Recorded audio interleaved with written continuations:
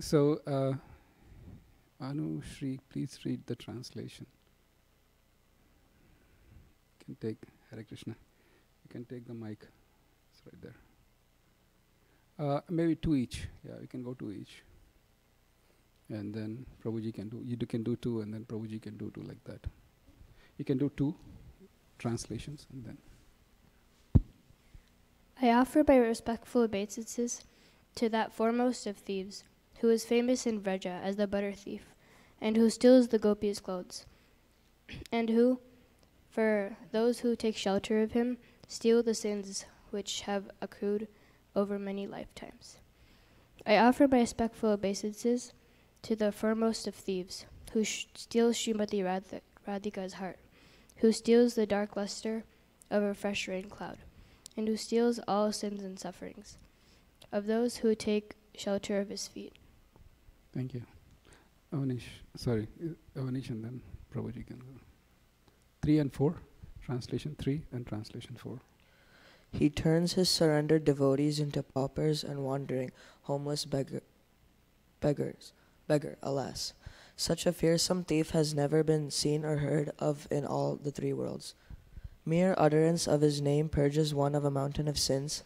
Such an astonishingly wonderful thief I have never seen or heard of anywhere.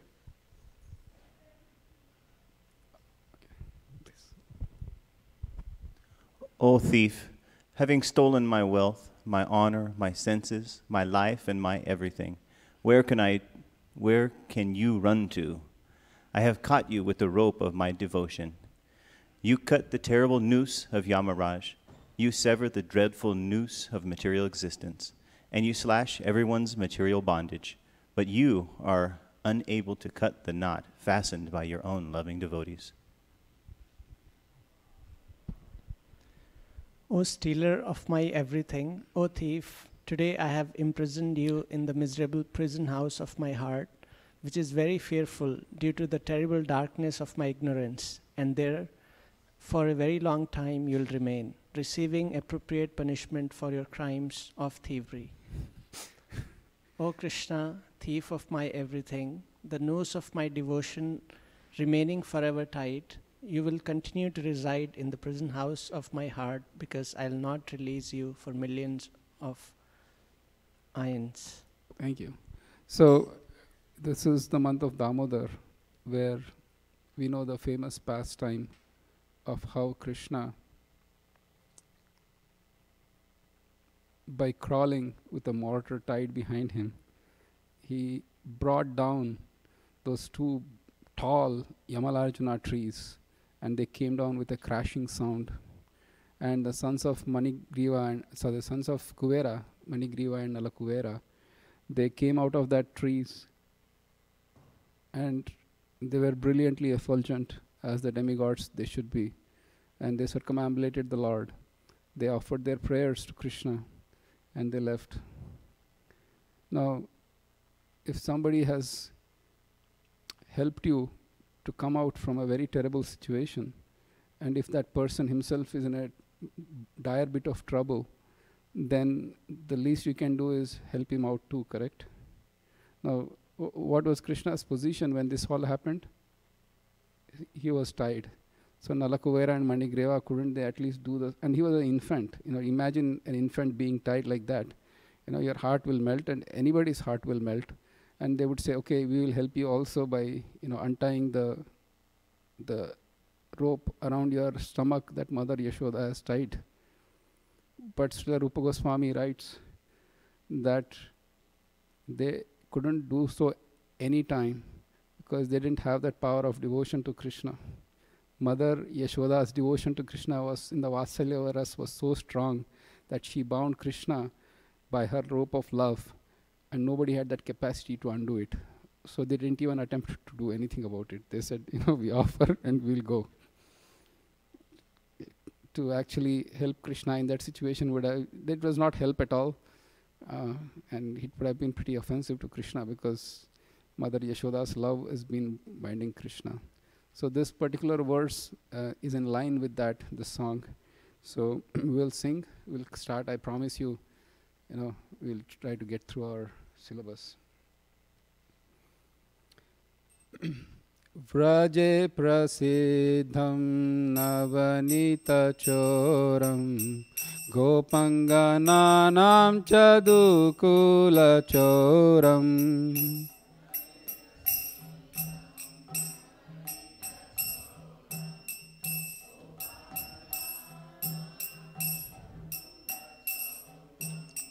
व्रजे प्रसिद्धं नवनीतचोरं गोपङ्गनानां च दुकुलचोरम्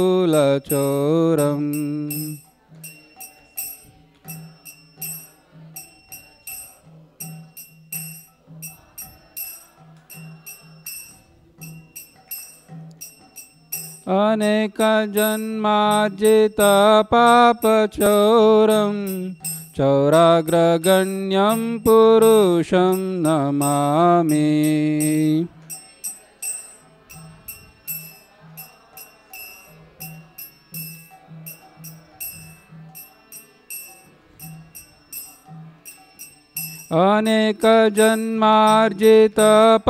अनेकजन्मार्जितपापचोरं चौराग्रगण्यं पुरुषं नमामि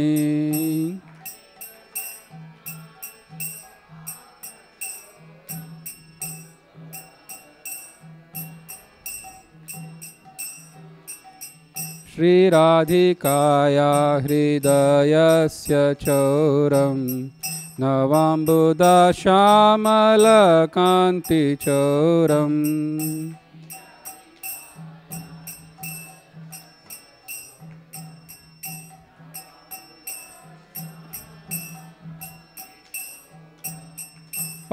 पादाश्रितानां च समस्तचौरं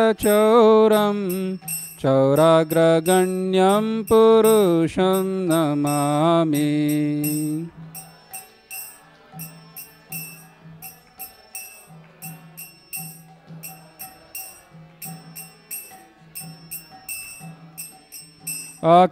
अकिञ्चनीकृत्य पादाश्रितं या करोति भिक्षुं पतिगेहहीनम्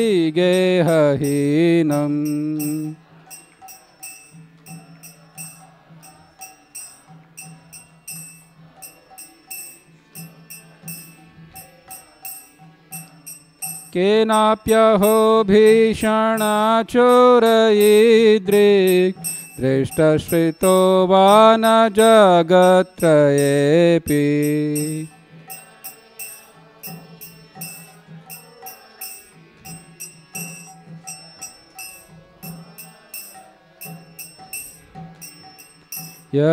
यदीयनामापि हरत्यशेषं गिरिप्रसारान्नपि पापराशिन्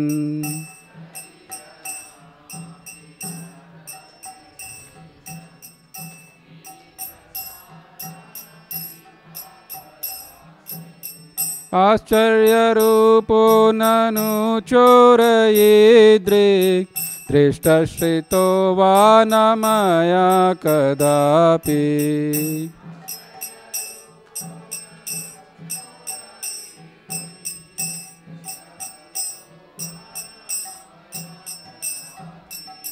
धनं च मानं च ततेन्द्रियाणि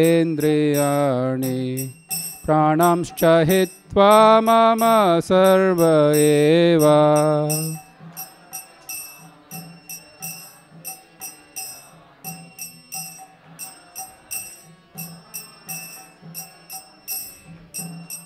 पलायसे कुत्र धृतोऽद्यचोरा त्वं भक्तिनाम्नासि मया निरुद्धा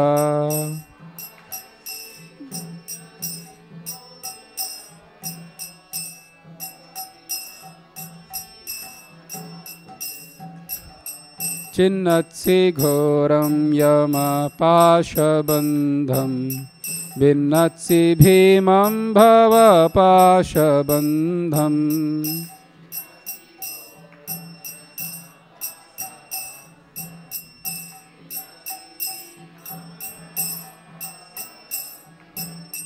चिन्नत्सि सर्वस्य समस्तबन्धं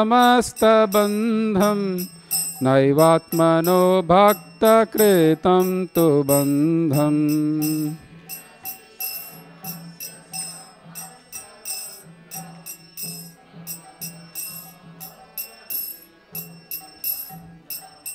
मन्मानसे तामसराशि घोरे कारागृहे दुःखमये निबद्धा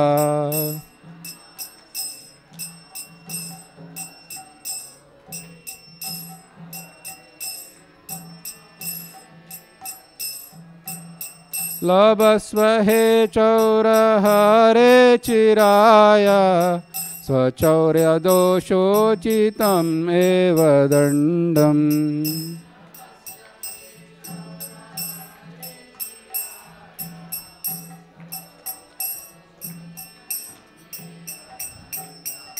व्रजे प्रसीदं नवनीतचोरं गोपङ्गनानां च दुकुलचोरम्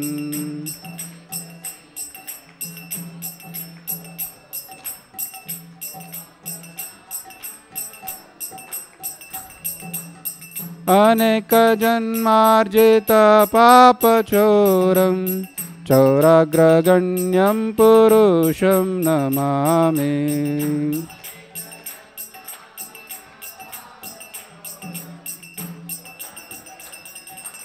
The last verse we'll sing all together, just like the last verse. If you can go, we'll all sing together.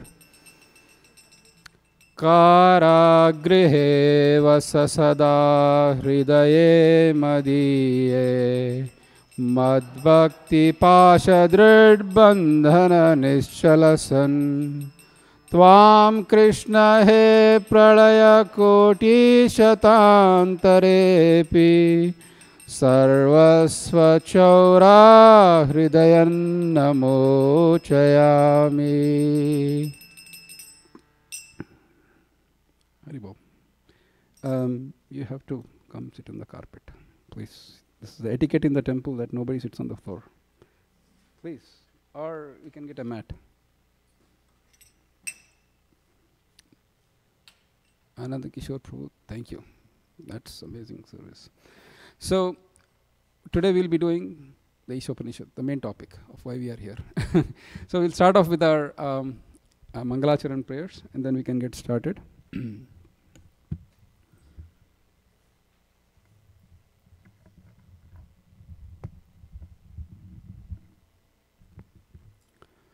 Om Ajnanatimirandasya Jnananjana Shalakaya Chakshurunmilitam Yena Tasmai Shri Guruve Namaha Shri Chaitanya Manobhishtam Stapitam Yena Bhutale Swayam Rupa Kadamahyam Dadati Swapadantikam Vandeham Sri Guroh Shri Yutapadakamalam Shri Gurun Vaishnavamscha Shri Rupam Sagrajatam Sahagana Raghunathanbitam Tvam Sajivam Sadvaitam Savadutam Parijana Sahitam Krishna Chaitanya Devam Shri Radha Krishna Padan Sahagana Lalita Shri Vishakanvitamscha He Krishna Karuna Sindho Dinabandho Jagatpate Gopesha Gopika Kanta Radha Kanta Namostute Tapta Kanchana Gaurangi Radhe Vrindavaneshwari Vrishabhanu Sute Devi Pranamami Hari Priye Vancha Kalpatarubhayascha Kripa Sindhubhya Evacha Patitanam Pavanebhyo Vaishnavebhyo Namo Namaha Jaya Shri Krishna Chaitanya Prabhu Nityananda Shri Advaita Gadadhar Srivasadi Gaura Bhakta Vrinda. Hare Krishna, Krishna Krishna, Hare Hare, Hare Rama, Rama Rama, Hare Hare. Matsamo nasti papatma, naparadhi cha kaschana, parihare pilajjame, kimbruve purushottama. Bhumau skalitapadanam, bhumireva avalambanam, त्वयि जाता अपराधानां त्वामेव शरणं प्रभो गोविंद वल्लभे राधे प्रार्थये त्वमहं सदा त्वदीयम् इति जानातु गोविन्दो मां त्वया सह राधा राधितराधेशा राधिका प्राणवल्लभा राधा रमण वन्दे त्वं राधिका प्रेम निर्जिता.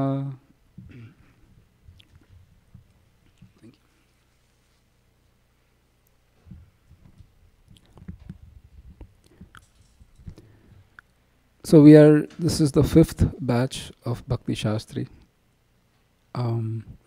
And there is a whole team that is in place to help us accomplish this. There is quite few tasks that need to be done to kind of get this going. And we are, I can say, barely managing kind of situation. I would like to first of all thank His Grace Vaisheshika Prabhu for giving me the order to start the Bhakti Shastri 10 years ago, and ever since been so supportive about having this program at ISV where devotees systematically read Srila Prabhupada's books.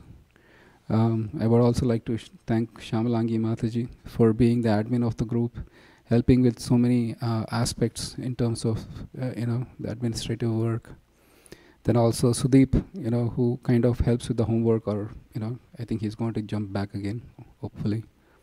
Then I would like to thank Venadari Prabhu and Krishangi Mataji for being the mic system, because a lot of devotees are outside and they really have to have this opportunity. So Venadari Prabhu, if you can come out for a minute, please.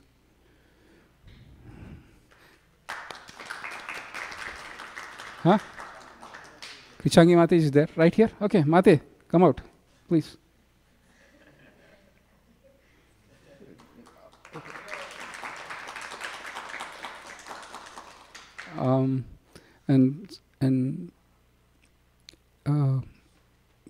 And few other devotees who help grade the exams and who wish to remain anonymous. And also, last but not least, my wife, who keeps me fed so that I can come for the Bhakti Shastri classes. So it's a great opportunity that we come and read Srila Prabhupada's books, and especially the fact that when we read in an environment like this, it actually truly helps to get those teachings deep, and we realize that it's a tremendous benefit that we have this knowledge, and that knowledge that nobody can take ever away from us, and that we don't need to struggle again and again in every lifetime to acquire this knowledge, because this is ours forever, unless Krishna decides otherwise. Sarvasya chaham priti sannivishto mattaha smritir jnanam apohanam cha vedaischa sarvair ahmeva vidyo vedanta kritveda videva chaham. He says that from me comes knowledge and remembrance.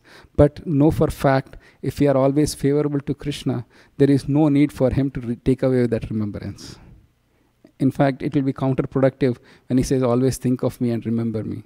And when he chooses to take away that remembrance. So today we have 5 verses that we are planning to cover from Ishopanishad. The first verse, I think all the kids know here. So, you can, anyway, it's fine. So kindly repeat after me. Ishavasyamidam sarvam Yatkinchad jagatyam jagat Tena taktena bhunjita Magridakasya svidhanam. So, please, translation. And then you can go like that. And then we can do that. And one mic here, because we can do the paragraphs. Yeah, go ahead. Everything animate or inanimate that is within the universe is controlled and owned by the Lord.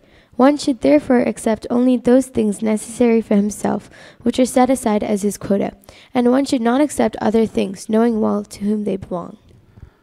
So, the very first verse in Isopanishad has 3 clear demarcations. The first demarcation is everything that is what? Okay. And is owned by? So there is the Lord, there is something which is inanimate, and then there is something animate. Yes or yes? Which means in the very outset, Ishopanishad is saying that Krishna owns everything. There is some owner or some controller that controls everything. It's a very clear distinction. Though Upanishads lead one to the path of Brahman or Brahman realization, that never means they lead to the conclusion that I am that God or I am that Parabrahman. Because it's so clear here. If I own everything, then where is the question of taking, and the next step he says, quota, right? You have to, so where is the question of quota? If I own everything, which means who is the one that is, why talk of my quota? Because I own everything. It's just like, a father goes into the house, the house that he owns, and somebody comes and says, hey, this is only your room. That's it. He'll say, this whole house is mine. Why is this my room? So similarly, if I am that God who is the owner and controller of this material existence, then there is no question of quota. But the fact that it's talking is, at the very outset, it is talking the distinction between God, Jivas, Prakriti, and also the quota. So, Pavani Bhakti Machaji, you can do the first paragraph, please.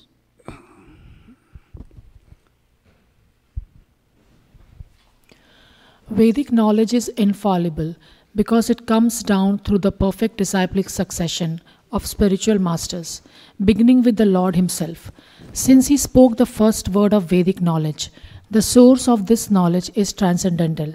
The words are spoken by the Lord are called Apauruseya, which indicates that they are not delivered by any mundane person.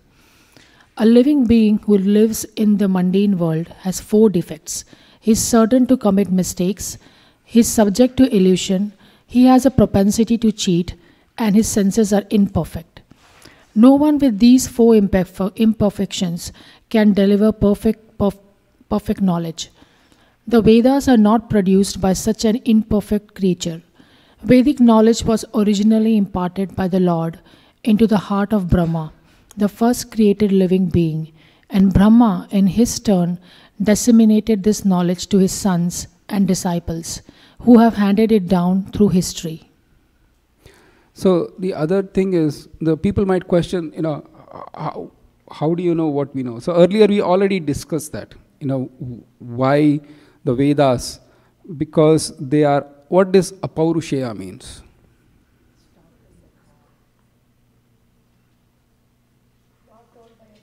Not told by a human. Purusha means human, and Apaurushaya means which is transcendental.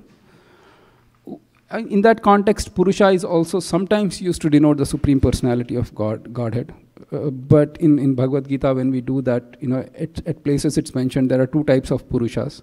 That is the Jiva Purusha and the Paramatma Purusha. But in general, Apaurushaya means something which is beyond material world. Good. So now, what are the 4 defects of conditioned soul?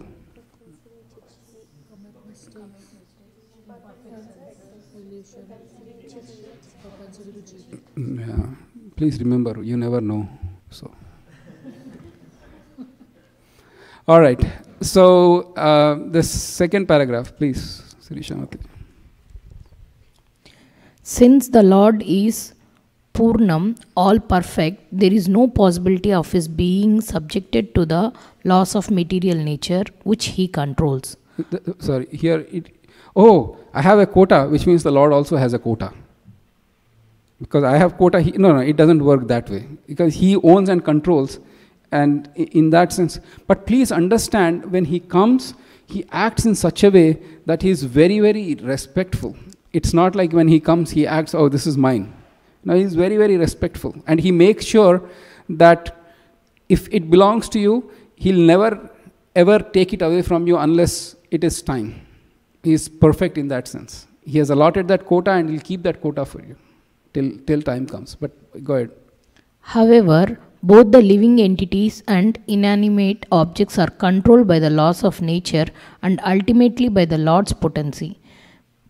This Ishopanishad is the part of Yajurveda, and consequently it contains information concerning the proprietorship of all things existing within the universe. Thank you. Hare Krishna. Okay. All right. We can go like this. Equal opportunity readers.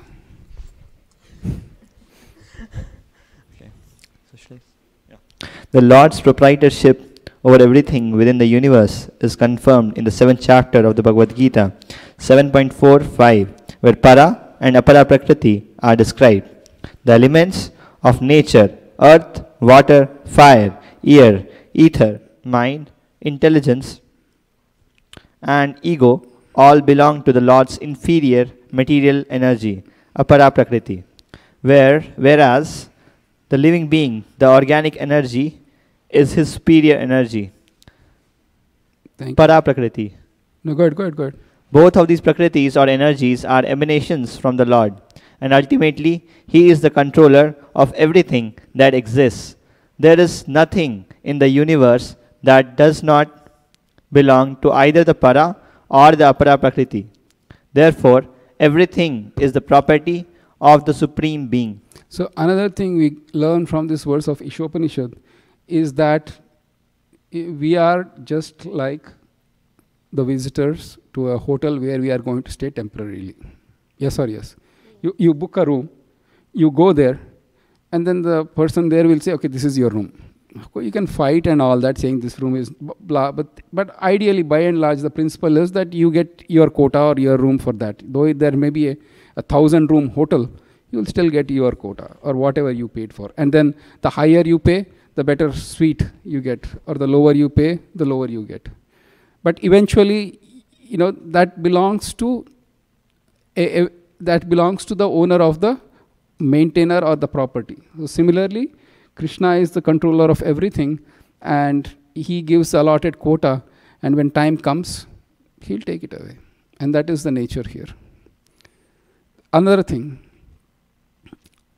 I don't think is anybody that has not seen a movie now or later. In devotees, don't hesitate, don't have to raise the hand, nobody can raise the hand. But the idea there is, imagine you going to a movie hall, right, and you watch a movie. Just think about it. Did you actually create that movie? Did you actually create the movie hall? Did you decide what time the movie starts and it ends? Of course, unless you are a very rich person and allow to have that. Then let's all those are. And then, but then you actually go and sit in the movie, and you stay, you say, I like this place so much, I'll stay after the movie also. This is my permanent home. You just go there, participate, and you just come back. You are with a clear distinction that this is not yours. So similarly, this material world is something like that. It is, Srila Prabhupada writes and Bhagavatam writes that a person, when he awakes from this dream, he realizes, oh, this was just like an experience that I was witnessing, and I was not a participation. I mean, you realize, right? Imagine kids, you go to the movie and you really hate that villainous character. That character is really a villainous person, and you want to see him dead. That doesn't mean you go to the screen and punch the screen, right? When that character in the screen, you do that? No, right? So that's pretty much to the extent of what this material existence is.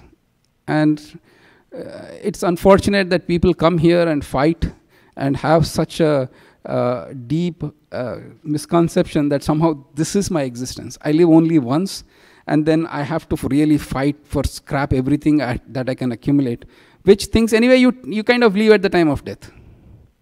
It's a very sad state of affairs. So it behooves us that those who are sitting in the Bhakti Shastri class, to actually understand this knowledge and impart it to others, so that that illusion is lost. Imagine, in the same context, the kids, they are intelligent enough not to punch the villain, but there is somebody in the audience who actually likes the villain for some reason or other. Now, why? Let's not get started there. As he or she likes the villain. You go to punch up that villain, that person comes and punches you, saying, "Hey, how dare you hit my villain?"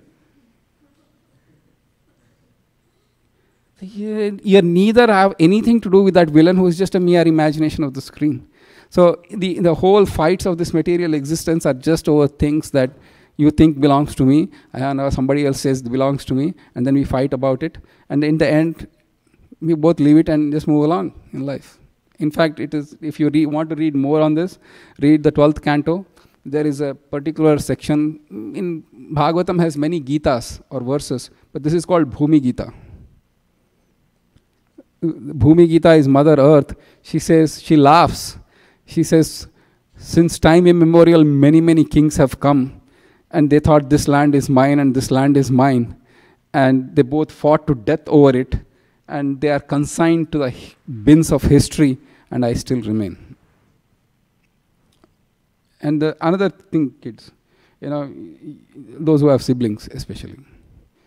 Seriously, you have a toy at home, and more often not, the parents will have this experience, what one child wants, other child exactly wants the same thing, even though that child may have a million other toys lying in the back. It is new, it is fresh, it is somehow has to be desired. But the kids fight over it, not realizing that the toy actually belongs to is bought by the parent. So all these things come to the drive home to the point that let's not spend our time, energy, and our consciousness so much in this material nature, which anyway we are kind of going to give and pass along. That doesn't mean you neglect it either. Right, kids? Oh, this is a material body. I don't have to go to school from tomorrow. What's the point anyways? Don't ever dare try that argument with your moms. I'll tell you why. Your moms will say, yeah, it's just a material body. I don't have to cook. Oh, so watch out. So watch out. But and Ishopanishad actually points later. It says that there is a particular, as you kids know, there is also the cultivation of knowledge and the niche science at the same time. So we'll come to that point a little bit later. And in fact, even in the first 5 verses, it's very practical. Srila Prabhupada's purports are really practical. If we spend like this, we'll just get done with one verse. So so Bhakti Shastri classes are like that. Bhakti Riksha classes are open-ended kind of situations. Let's see, what else do we need to...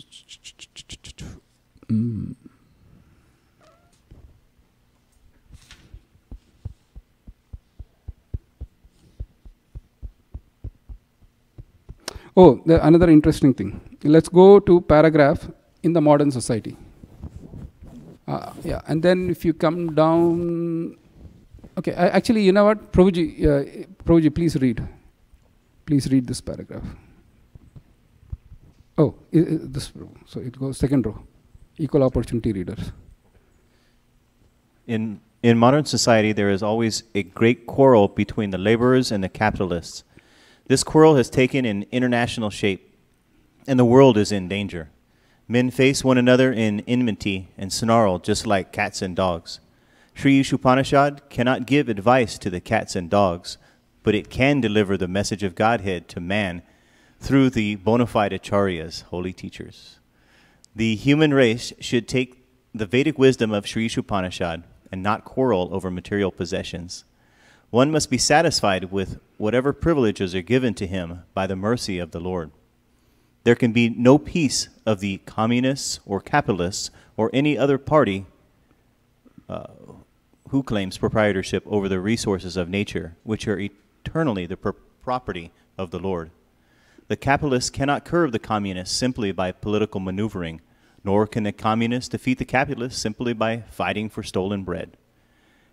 If they cannot recognize the proprietorship of the Supreme Personality of Godhead, all the property they claim to be their own is stolen. Consequently, they will be liable to punishment by the laws of nature. Nuclear bombs are in the hands of both communists and capitalists, and if both do not recognize the proprietorship of the Supreme Lord, it is certain that these bombs will ultimately ruin both parties. Thus, in order to save themselves and bring peace to the world, both parties must follow the instructions of Sri Ishupanishad. Thank you. Okay, kids, next paragraph. Who didn't get a chance to read? And then everybody will get, of course. So.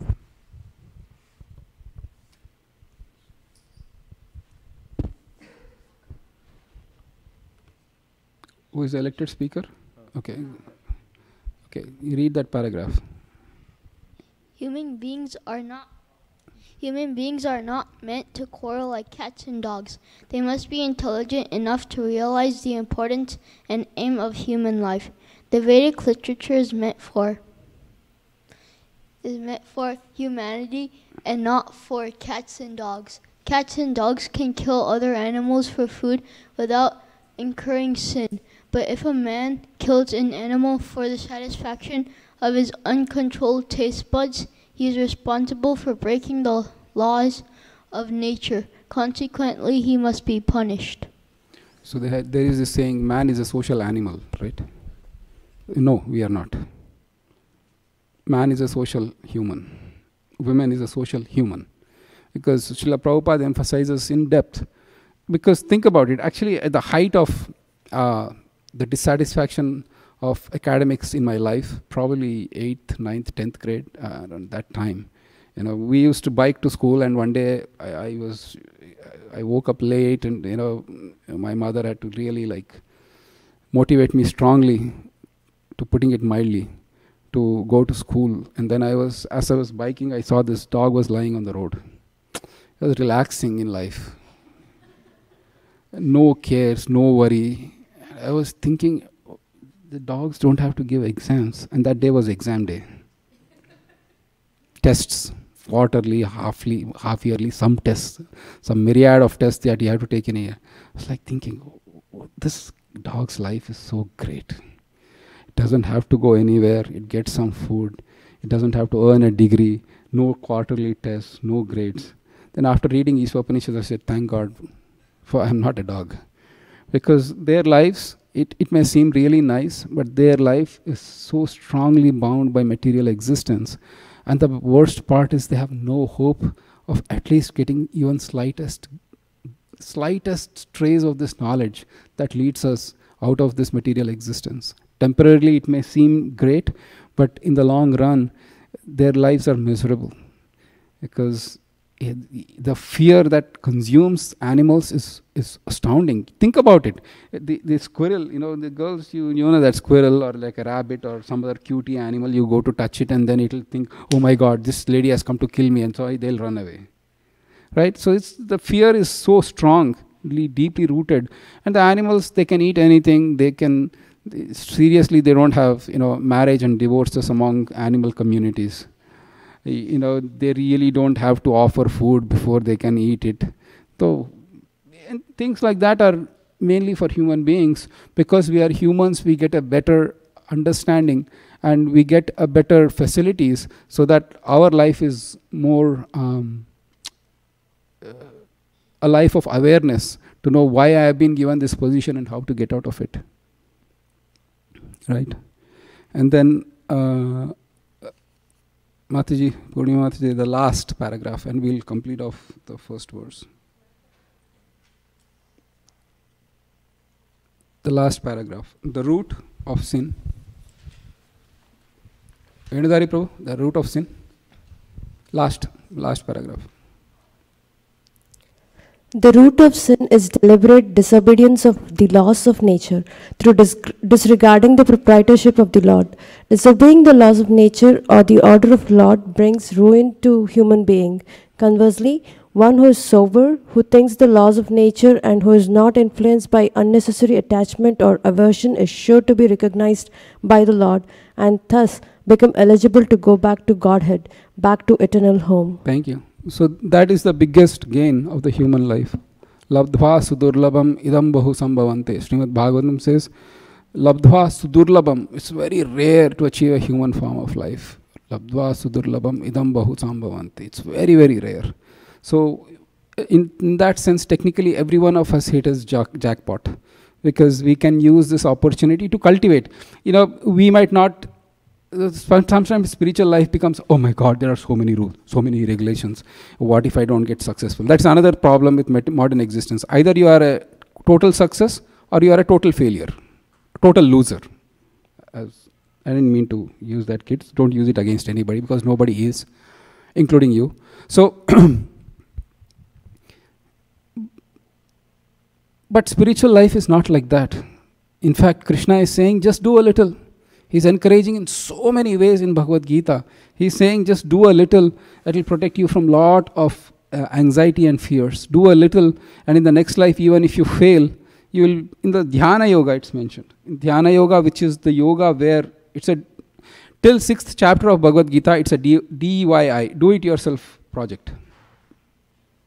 Seriously. Second, you kind of control your senses. And third, do your activities, offer it to Lord Vishnu. Fourth, get knowledge, approach a spiritual master. Sixth, Dhyan Yoga, you go to the forest and you achieve perfection. It is all your own effort. Control your mind, control your senses, become a strict celibate. And Arjuna says, this is too much. The point is, till 6th chapter, it is like do-it-yourself kind of projects that are happening in Bhagavad Gita. Of course, Krishna is always inspiring, but this is mainly like, I have exerted. And then the result of Dhyana Yoga is you get mystic perfections. The perfection of Dhyana is like, you get mystic perfections, like really strong perfections. But even then, Krishna is so merciful. He says, even if it's a do-it-yourself project, and even if you fail, you will still be born in a very, very wealthy household, or in a very, transcendental household. So having to do this Krishna consciousness or yoga system, even for a little bit, it's really, really best thing to do.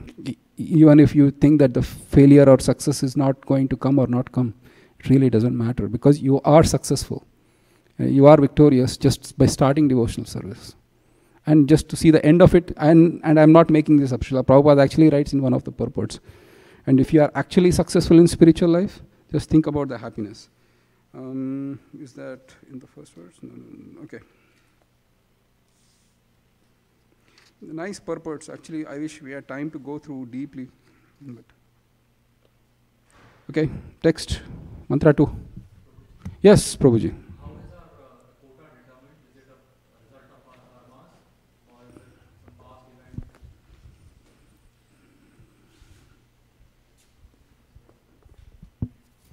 How does the Lord determine the quota that is mentioned? Is it because our karma, or the reaction of the past deeds that we do? Because I've read Prabhupada says that you can work hard as you can work very hard, but you will get what is predestined. So what does that mean? Bhagavad Gita 4:22, please. Venadari Prabhu.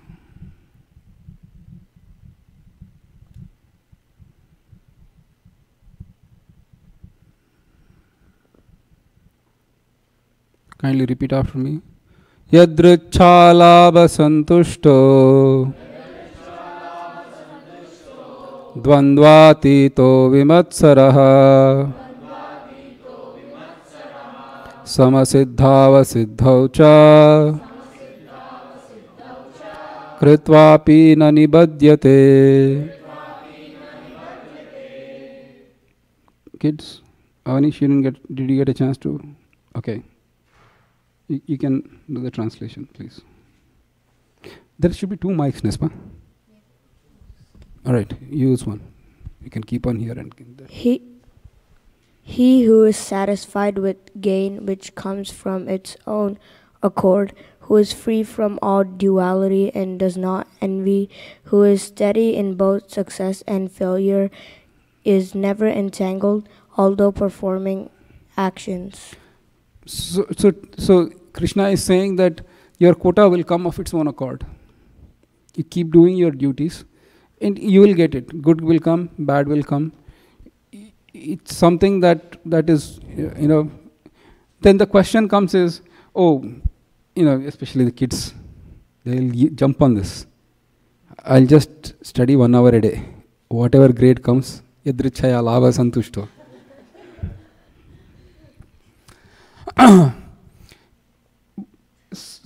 So you have to put in the effort corresponding to what is needed. Don't be fixated on the results, and do the best you can to improve yourself and to really cover the material and with a thorough understanding. And that can lead you to, of course, you need to do whatever preps you need to do. But the idea there is that when you are fixated on the result, then it will cause a lot of anxiety. But never give up on the effort to kind of do better with what you have.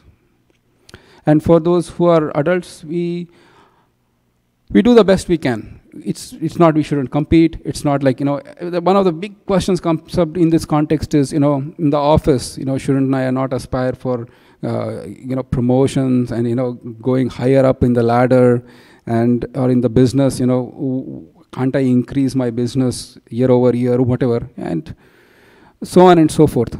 The idea there is, please do it, but never think that your efforts are what are getting the results. When you tie those two things together, then you are causing yourself into deep, deep anxiety. The results will always come from Krishna, but I'll never slacken my efforts. So if you have that attitude, so on that basis, you can try for increasing your business, clientele, promotions, whatever. It's fine. You can, and then the second part of it is how seriously or how deeply is it affecting your sadhana. If I have to take a certain decision, and because of which I will get a lot more money, but at the same time, I may have barely time to chant 2 rounds instead of my 16 rounds, then you seriously need to question, is it worth it to take that kind of anxiety? Because there is a dual path for human existence, which is constantly remembering Krishna and then doing your work. Tasmat sarveshu kaleshu mam anusmara yudhyacha mayarpita mano buddhir mame vaishyasya samshaya. He says in the 8th chapter, always think of me and then fight. Arey Baba, two things at the same time. So in that sense, the balance comes. Do I really need this? My prosecution of Krishna consciousness is the foremost thing. Everything else, here or there, little adjustment, it's fine. And Krishna will take care. Because we are surrendering to Krishna, that yadrichaya labha can become really big or small, according to his mercy. Right? Sudama, when he went to Krishna, he was actually poverty-stricken. He barely had anything to eat. His wife goaded him, you should go. You should go and see your childhood friend who's in Dwarka, who's a king right now. And, you are barely able to maintain one family. He is able to maintain 16,108 families simultaneously. Not like that, I'm making that up. But nevertheless, she was on that impression that Krishna is your friend, he's very rich, we barely have anything to eat. And she was actually not greedy. Sudama was so emaciated because they barely had anything to eat. She was looking at her husband's condition, and the wife's greatest anxiety or misery is if she's not able to provide to her family members. So she said, you should go.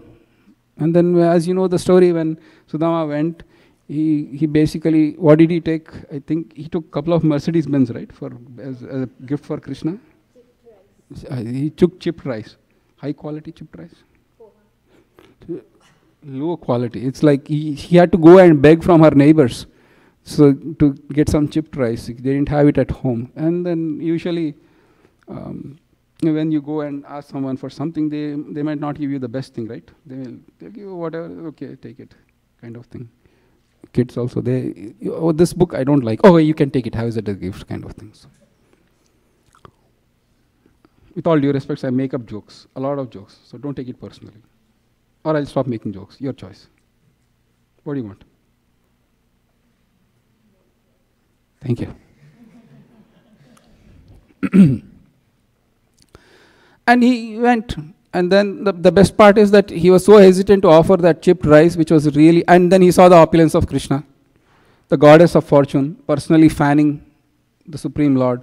And he saw Dwarka's palaces made of finest marble and studded with gold and gems, and the maids were dressed like goddesses of fortune themselves, leave alone goddess of fortune herself, Rukmini. And then the pillows were like soft and then made of finest white silks, and then it was grandeur all everywhere. And in that atmosphere, really, if you want to take out your chipped rice and say, look, I got something for you, you will be very, very like, Sudama was, no. And then Krishna said, oh, you got something for me. And then, as you know the story, he ate 2 morsels or 2 handful of chipped rice. And then when he went back, what happened? His house also burnt, like California wildfires. Then what happened? In place of his hut was a palace more opulent than Indra's. And then his wife came out bedecked with all jewelry, and he couldn't even recognize, where am I? Did the GPS take me in the wrong direction or something like that? So when you keep Krishna as the foremost in your life, then he might do things that you might not even be aware of, but he is always going to take care of you. One of the things devotees ask me is that, if Krishna is actually taking care of me, then there are a lot of sufferings, and there is a lot of negative situations happening in devotees' lives. But how do I know that Krishna is actually kind of protecting me or saving me?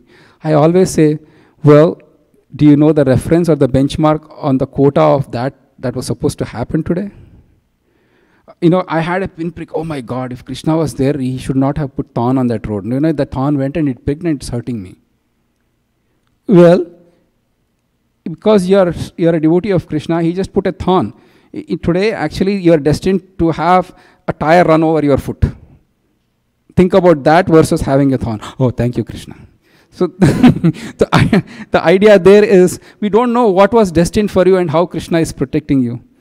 So the Shastras say, just surrender unto Krishna, have that faith in him that he's always his protector, and have faith in his words when he says Sarvadharman Parityaja, that he is definitely your protector. And the beauty is, when Krishna says those words, there is no power that can actually stop Krishna from fulfilling his promise. There is no demigod, there is no graha, there is nothing, no influence, no curse, nothing that can stop Krishna from fulfilling his promise. Right? Sorry, sometimes I go off tangent. All right, second verse. Kurvaneveha karmani jiji vichechatam samaha evam tvai nanyatetosti na karma lipyate nare.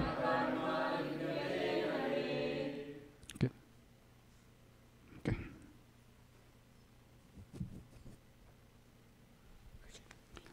Anybody? It has to be fast. Bhakti Shastri class is translation, please. One may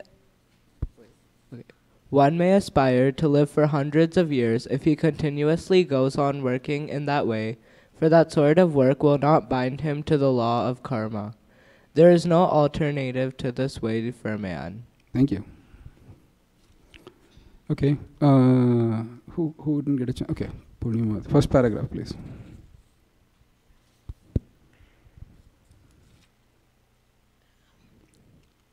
First paragraph. Oh, you get it. Okay, yeah. No one wants to die. Everyone wants to live as long as he can drag on.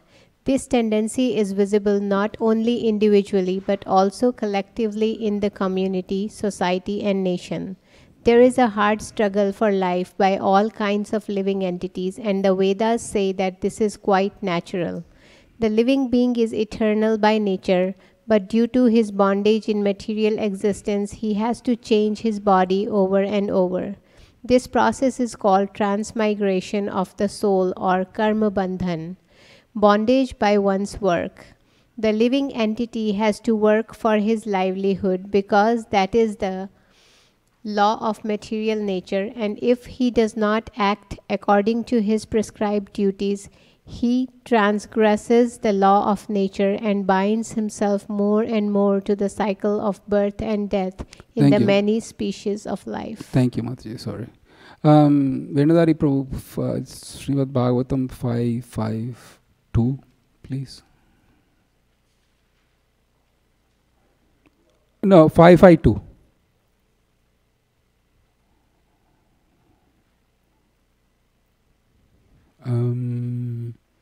Five 555. Sorry, 554 or 555. Let's try 555. I think it's 555. Thank you. Kindly repeat after me. Parabhavastavadavodhajato yavanna jignasatam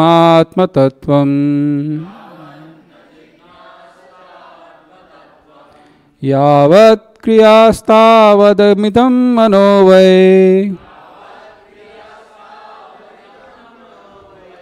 karmatmakam yena sharira bandha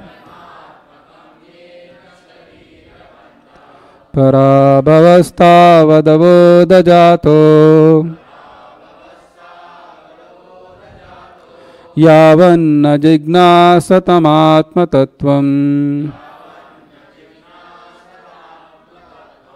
yavat kriyastavadamidam manovai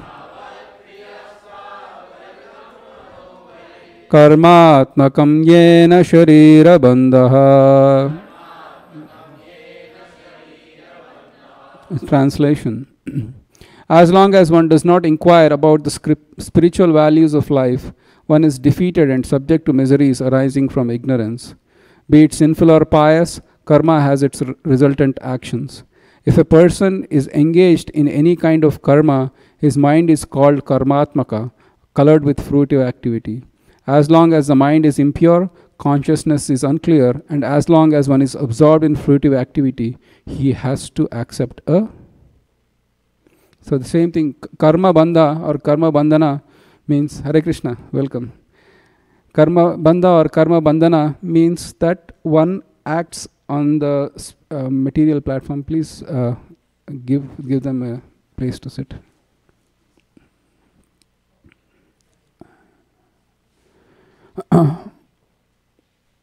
So karma bandha means to be bound by the reactions.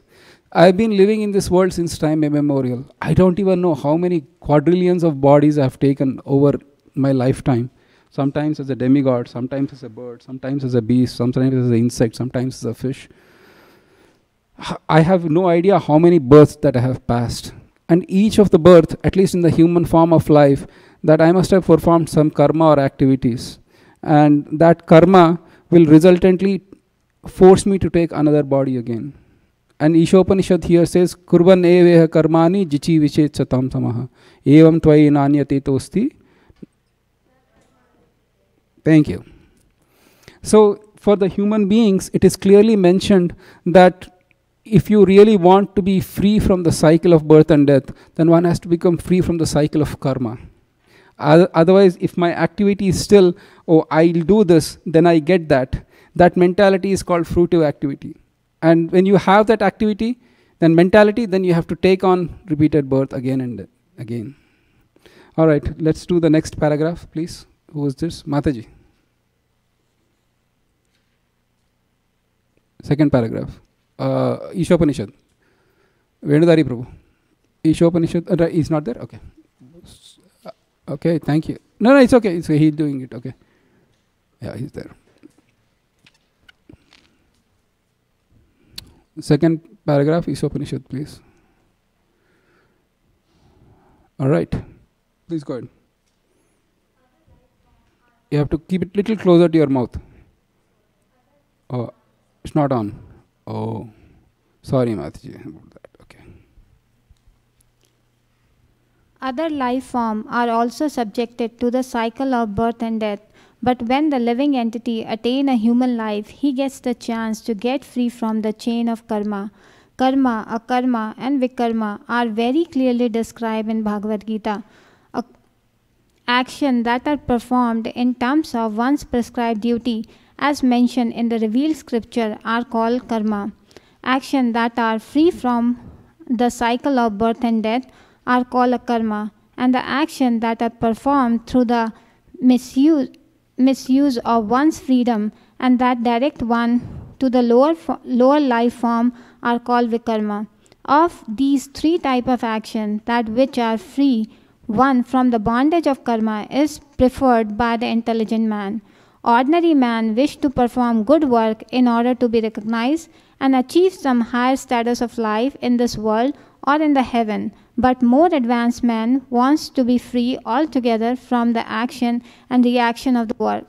Intelligent men well know that both good and bad work equally bind one to the material miseries. Consequently, they seek that work which will free them from the reaction of both good and bad work. Such liberating work is described here in the pages of Sri Ishnopishad. Yeah. All right. So, how many kinds of karma are there? Three. What are those? Okay. What is karma? Okay. Go ahead, Anish. The result of one's prescribed duties. Results of one. So everybody has to do some prescribed duties. Yes or yes? Anybody can say, I don't want to do it. You are forced one way or other. If you carefully analyze it, you are forced to work one way or other. So there are prescribed duties according to your nature, according to your situation, according to the body that you get and the place that you live in, and so on and so forth. And that they are called karma, the regular karma. And then akarma is the activities one performs to do what? To free from the cycle of birth and death. So this Ishopanishad reading that is happening, is it vikarma, karma, or akarma? Akarma, because we are getting to know who we are, what is karma, and how to get out of it. So this is akarmic activities. And vikarma means, it's I think vikarma in the age of Kali is pretty easily known, is easily available.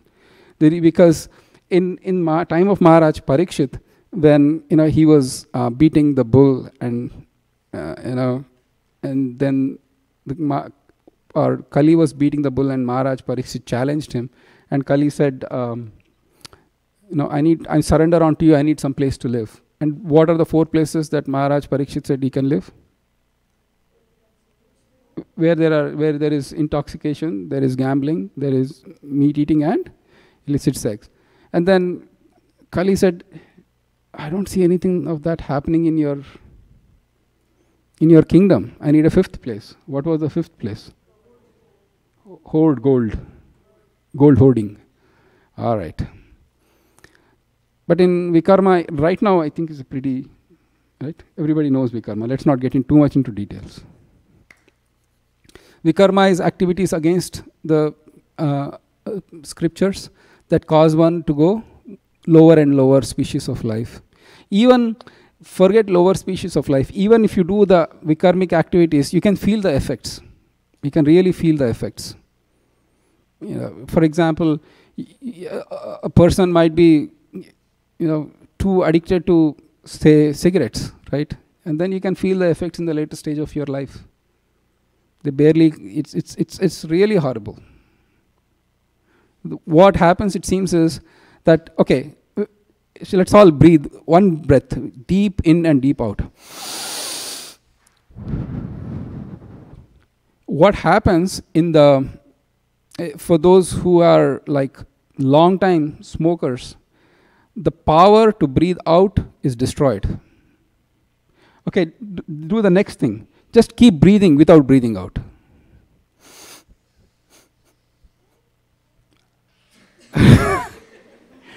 It's extremely painful. Imagine the breath doesn't go into your system and doesn't come out of your system. So that's why they barely can walk few steps without feeling that. They barely can talk without having that effects, and you can see that. So vikarmic activities, why vikarma was devised in such a way was that Krishna is giving indications, don't do it. I'm giving you a sample right now. Right? For example, a person consumes like over alcohol. Next day they get up in the morning, start whistling. They have severe hangovers. Don't try this at home, kids. Here, okay. I never tried, I heard. it's severely bad. So the idea there is vikarmic activities have their own immediate reactions, but people think that is okay, that is normal. So, questions, comments? We'll move to the third, because Bhagavad Gita, actually, we are, the Bhakti Shastri, entire books are covered in this. Let's go read the third thing, please. The third paragraph. Sorry. We are okay. If we can't cover 5, it's okay. I don't want to rush. But having said that, we can't take forever. All right. All right. Thank you for coming. Hare Krishna. The instructions of Sri Esopanishad are more elaborately explained in Bhagavad Gita, sometimes called the Gita Upanishad, the cream of all Upanishads. In the Bhagavad Gita 3.9.16, the personality of the Godhead says that one cannot attain the state of Naishkarmya or Akarma without executing the prescribed duties mentioned in the Vedic literature. This literature can regulate the working energy of a human being in such a way that he can gradually realize the authority of the Supreme Being. When he realizes the authority of the personality of Godhead, Vasudeva or Krishna, it is to be understood that he has attained the stage of positive knowledge. In this purified stage, the modes of nature, namely goodness, passion, and ignorance, cannot act, and he is able to work on the basis of Naishkarmya. Such work does not bind one to the cycle of birth and death. Thank you. Oh, this is a nice one. Next paragraph, please, because this is really practical. I don't know. Yeah, who's? Yeah. Hare Krishna, Prabhu. Factually, no one has to do anything more than render devotional service to the Lord. However, in the lower stages of life, one cannot immediately adopt the activities of devotional service, nor can one completely stop fruity work. A conditioned soul is accustomed to working for sense gratification, for his own selfish interest, immediate or extended. An ordinary man works for his own sense enjoyment, and when this principle of sense enjoyment is extended to include his society, nation, or humanity in general, it assumes various attractive names such as altruism, socialism, communism, nationalism, and humanitarianism. These isms are certainly very attractive forms of karma bandhana, karmic bondage. What the Vedic instruction of Sri Ishopanishad is that if one actually wants to live for any of the above isms, he should make them God-centered.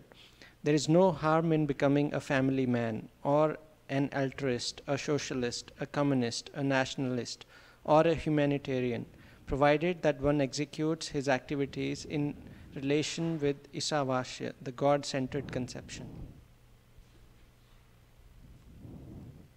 Thank you. So, Srila Prabhupada, he says that factually one doesn't need to do anything else except render, but in the lower stages, we still have to kind of do all the prescribed duties. And so, let's see, any other points we have?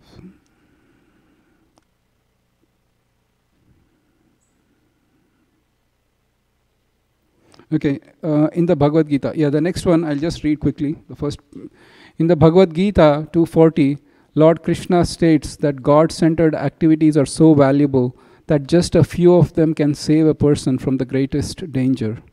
The greatest danger of life is the danger of gliding down again into the evolutionary cycle of birth and death among the 8,400,000 species. If somehow or other a man misses the spiritual opportunity afforded by his human form of life and falls down again into the evolutionary cycle, he must be considered the most fortunate. Okay, thanks. All right. And then the last paragraph. Kids, one of the kids can read. Anushri didn't get a chance. How can one execute God-centered activities? is elaborately explained in the Bhakti Rasamrita Sindhu by Srila Rupa Goswami. We have rendered this book into English as the Nectar of Devotion. We recommend this valuable book to all who are interested in performing their activities in the spirit of Sri Ushopanishad. So, in the Bhakti Shastri, we will cover all these books. We will cover Bhagavad Gita, first part at least of the Nectar of Devotion. All right. Any second? We are done. Any questions, comments? Yes, one question. Yes, please.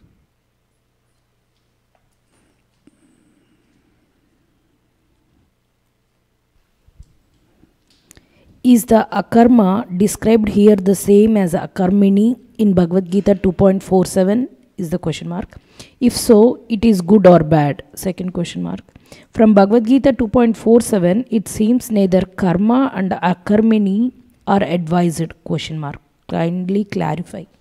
So let's pull up the words, the famous words. 247, Bhagavad Gita.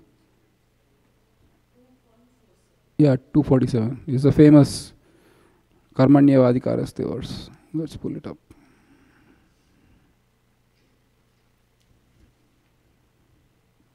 Kindly repeat after me. Karmanyevadikaraste ma phaleshu kadachana ma karma phalaheturbhur Mate sangostva karmani. So here what karmani is one and the same. Because here in the prescribed, karmani means in the prescribed duties, but it is just nothing but karma. It's one and the same. That is the first thing. And the second thing is akarmani or akarma means, see, akarma basically means in a nutshell, actions that don't have reactions. Akarma means actions that don't have reactions.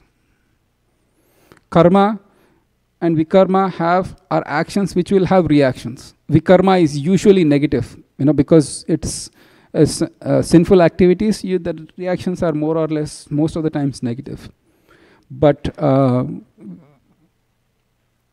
karma means prescribed. You do good, you get good. You do bad, you get bad. Right? Look, Bhakti Prabhu, you're okay? Hare Krishna. All right.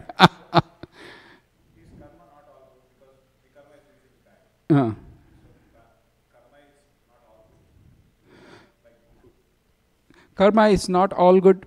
Karma is binding. It is good or bad, but it is binding. Yes. Correct.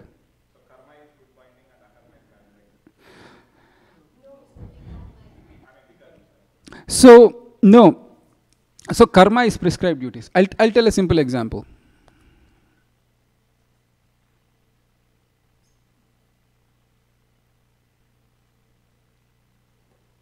Let me think. Nice, good example. Okay. We know the story of King Nriga. Nriga.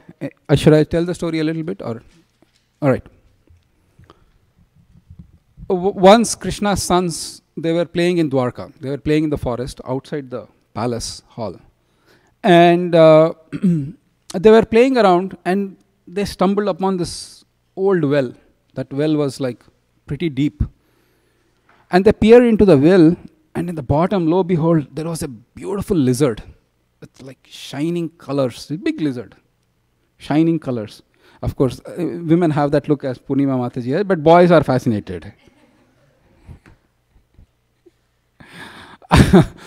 And they tried to pull that lizard out of the well. They wanted to keep it as a pet. I don't know. It's not mentioned in Bhagavatam. Anyway. So they tried their hard to pull that lizard out of the well. And then the lizard couldn't come out of the well. So they went to their father, Sri Krishna. They said, we find this nice lizard. We just want to kind of have it as a pet or play with it, whatever. We want you. And then Krishna comes. And he puts his left hand, and then the lizard very easily comes out. And then as soon as the lizard comes out, he is transformed into a beautiful demigod-like personality. And then Krishna asks, hey, what happened? Who are you? Why did you get transformed yourself from this ugly lizard to this beautiful demigod like human being? Who are you? And then he says, my name is King Nriga. In the past, I performed so many charities. It is mentioned that the charity that I performed was as great as the number of stars in the sky or on the sand of ocean. I gave unlimited number of cows and wealth and everything to the Brahmanas. And then what happened, he used to give thousands of cows to the Brahmanas. So he would have a huge cows. I don't want to give a gross example, but if you are driving on I-5, you can see that. But anyway, so there were like hundreds of thousands of cows, and then he would call the Brahmanas, and then he would give them a batch of cows, fully decked, like young cows with calves, and fully decked with gold, and he would give them. So one Brahmana came, he gave probably 1,000 cows, and then the Brahmana took the 1,000 cows. It so happened that one of that 1,000 cows came back again into this herd, back to the place where he was giving cows. Now another Brahmana came and he took the second batch of the cows, whatever is the X number, I don't know the number, and he gave it to the second Brahmana. Now that batch of cows consisted, the cow that was given to the first Brahmana which somehow came back into this herd again. And then the first Brahmana said, hey, you gave away my cow again to this Brahmana, how dare you? And then King Nriga was caught in a trap. He's like, oh, please forgive me, I didn't mean to do it. It was by accident it happened. You should forgive me, and instead of that one cow, I'll give you 100,000 cows. But please forgive me, and just let it go. He says, Brahmanas in those days, they were not greedy. If somebody comes and says, sorry, I lost your $1, I'll give you $10. What will you say? Give me, it's a good deal. I'll give you $10 more. You lose this $10 also. Right? But the Brahmanas in those days were not greedy. They said, nope, I just want that cow.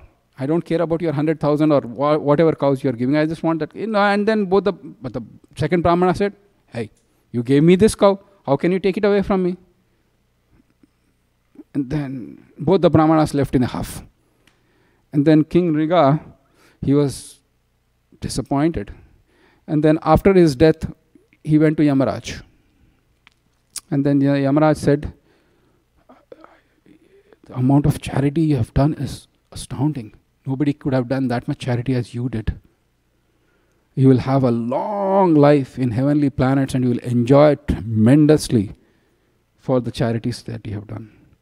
But because of this mistake, you have to take birth as a lizard. But I'll give you a choice. Whether you want to be lizard first, or whether you want to enjoy that long life of millions of years of royal life and then become a lizard. Self-disciplined people, they'll take the pain first. Like kids, they'll say, I'll read first and then play. Well, it's not okay in all situations. But anyway, he said, I'll be lizard first. And then that's how I have become a lizard here. So in the path of karma, unwittingly, if you do discrepancies, it's your responsibility, good or bad. Like Krishna is saying, this is how the rules are laid out. Strictly follow them, you get the good results. You make mistakes, you'll get bad results. Vikarma is mainly bad, akarma is always good. So karma is a gray area. Is that helpful? Got it, kids? Okay.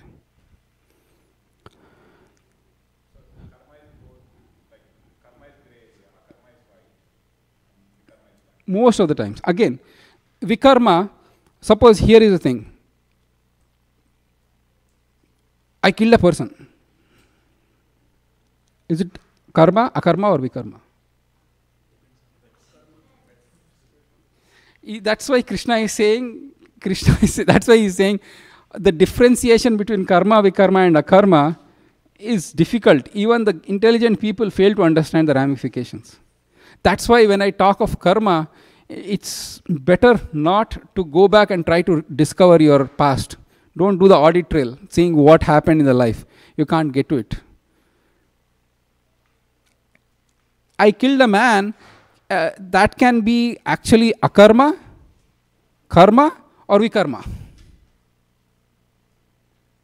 I killed a man. This is being made by the statement of a soldier in the battle. Then it is karma. But if it is made by a person who is saying, I kill people and rob their household, it's vikarma. And sometimes, actually, when the Supreme Lord or his associates kill, it's a karma. There is no reactions. Right? Thank you. It's for those who haven't taken Bhakti Shastri, when we do Bhagavad Gita, we'll have a lot of fun. One entire class was spent on akarma, vikarma, and we didn't complete that class. All right. Good so far? Everybody doing okay? Or almost you are ready to... Yeah, you have the class. Please, you should go. You should go. Other questions, comments? All right. Let's do the verse number 3. Okay, kids, you have to also go.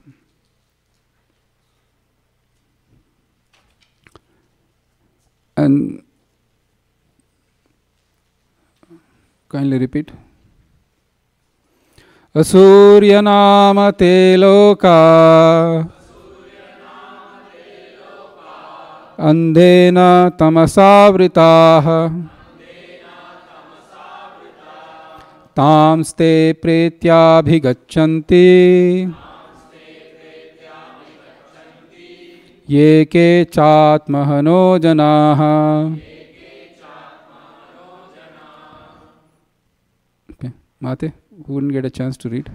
And that is Divyanam Prabhu's. Okay, that row. Okay.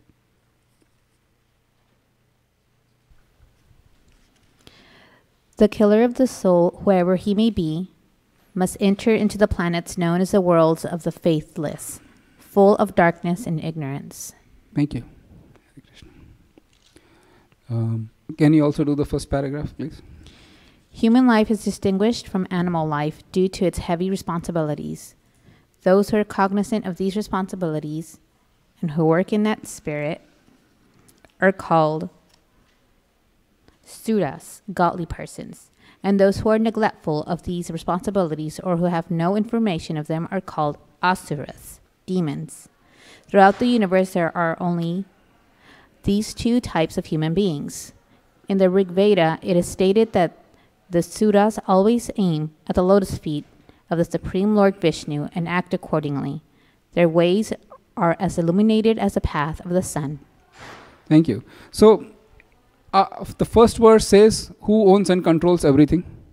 And what is your quota? The second one says that if you follow the path properly set by the scriptures, then one is not affected by karma, right? And the third one is those who neglect to follow the scriptures, and the destination is mentioned here. So human beings have that control over the destiny from the perspective of scriptures. If you follow scriptural injunctions, then your destiny is somewhat bright. But if not, then the destiny is dark. So that option that you have. Just like, think about it. If you drive a car on the road, then should you be aware of the rules of the road or not to drive safely? Yes or yes? If you think that red means go and green means stop. Oh, no. You have to drive left side of the road, not right.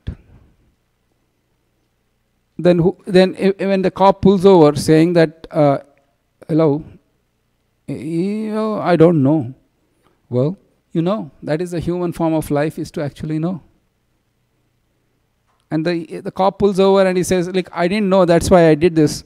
Then that is not an excuse for not getting ticket. Yes or yes? So similarly, human form of life means that we have some scriptural information and act accordingly. And in this, the whole purport, Srila Prabhupada actually says the difference between animals and the humans, and why human beings have much more responsibility than animals. So I'll just read the paragraph in the Bhagavad Gita, which is, I think, the second last paragraph. Little bit. In the Bhagavad Gita 6:41 through 43, it is stated that a man who enters upon the path of self-realization but does not complete the process, despite having sincerely tried to realize his relationship with God, is given a chance to appear in the family of Shuchi or Srimat. The word Shuchi indicates a spiritually advanced Brahmana, and Srimat indicates a Vaishya, a member of mercantile community. So the person who fails to achieve self-realization is given a better chance in his next life due to his sincere efforts in this life. If even a fallen candidate is given a chance to take, I'm waiting for Vendadari Prabhu. Birth in a respectable and noble family, one can hardly imagine the status of one who has achieved success. Shall I read that again? If even a failed candidate is given a chance to take birth in a respectable and noble family, one can hardly imagine the success or the status of one who has achieved success. That's such a very encouraging thing. So what we are doing is absolutely amazing. This is the best thing you can do for your own self. Right? By simply attempting to realize God, one is guaranteed birth in a wealthy or aristocratic family. But those who do not even make an attempt, who want to be covered by illusion, who are too materialistic and too attached to material enjoyment, must enter into the darkest regions of hell, as confirmed throughout the Vedic literature. Such materialistic asuras sometimes make a show of religion, but their ultimate aim is material prosperity. The Bhagavad Gita 17 and 18 rebukes such men by calling them Atma Sambhavita, meaning they are considered great only on the strength of deception and are empowered by votes of the ignorant and by their own material wealth. Such asuras devoid of self-realization and knowledge of Ishavasya, the Lord's universal proprietorship, are certain to enter into the darkest regions. Okay, the last paragraph, small paragraph, we can read, and then at least 4 out of 5 will be a good score to end.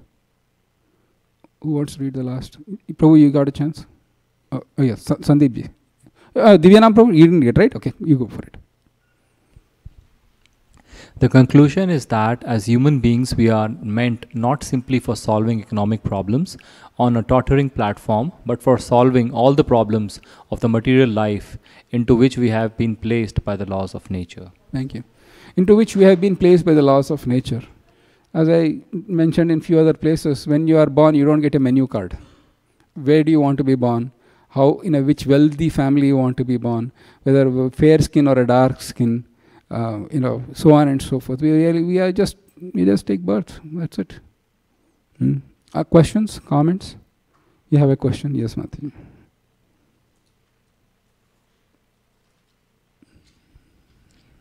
Prabhuji, you gave a message that the third verse talks about the destination of those who say God is dead. You can enjoy life now. So in 2008-9 time frame, there was a campaign on the buses in UK by an atheist who remains unnamed, saying that God probably doesn't exist. You can stop worrying and start enjoying life. Basically, such kind of people who are atheistic, they go into the darkest region of existence. God becomes a factor that is preventing me from enjoying. Just like, think about it. Sometimes if the parents are very, very strict, and if they and they go outside somewhere, leaving kids at home, the first realization of the kids is, oh, my parents are not there, I can enjoy life. I'm not being watched by anybody. So sometimes it can be dangerous because they might do things which, it's same thing, same mentality.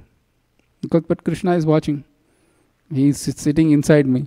He knows everything. He is pervading everything. Isha Vashyam idam sarvam. That's another point. Isha avasyam. The word avashyam means covered, completely covered. If the word avashyam is used to indicate that Krishna is completely owning at everything, It's not like if Isha is the owner, how much part he's owner? Maybe he's the owner of 80% and then 20% is mine. No, he's completely covering, which means everything belongs to his. Shavasyam. So Krishna is there in my heart and he's pervading this whole material existence. Where is the question of not accepting his proprietorship? More questions? Is that okay, Mataji? Yeah, this was more like I try to make it a little funny. So, because there are actually atheists who are writing books, who are actively propagated, saying that God doesn't exist, just enjoy life. So, and I was reading on that there. So they put it on all sorts of buses, in buses, billboards. You go VTA trains and buses, you'll find that they put it on that. And one of the bus drivers refused. He said, "Oh my God, this is dangerous. I'm not going to drive this bus which has this." Anyway, it's a nice story. Yes, you had some other point. She had your further question, or you done? Okay, Purnima.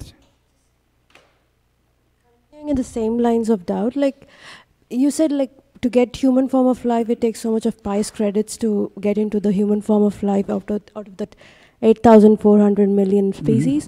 So then, why then we do go away from accepting Lord as a proprietorship, and why do we go away from the mode of service? Like so just with the example that you just told. So if I paraphrase your question is why do we actually get separated from the Lord? If this is essentially the question of his fall of Jiva. How did there is this controversy? Did we fall down from spiritual world? If that is yes, then how did we fall down? Why did we fall down? Why would we knowingly come to a jail? I mean, you will not, one morning you won't drive from your office, go to a jail, lock up yourself, and say, I'll be happy here. But if that is not the case, then the answer is, Srila Prabhupada writes in his books, 4 words. Anytime this question comes up, misuse of minute independence. Misuse of minute independence. Momi. Srila Prabhupada writes it. So we are jivas. We are atomic particles, small particles of the Lord. And the Lord is independent. We are also independent, but we are minutely independent, and He is infinitely independent. So you might think about it, right? There is the small baby, and that baby is completely at the mercy of the mother. Yes or yes? For the feeding purposes. Yet the baby says, I don't want to eat this. Did anybody experience that, or just me? Always. Just think about it. It's inconceivable, correct?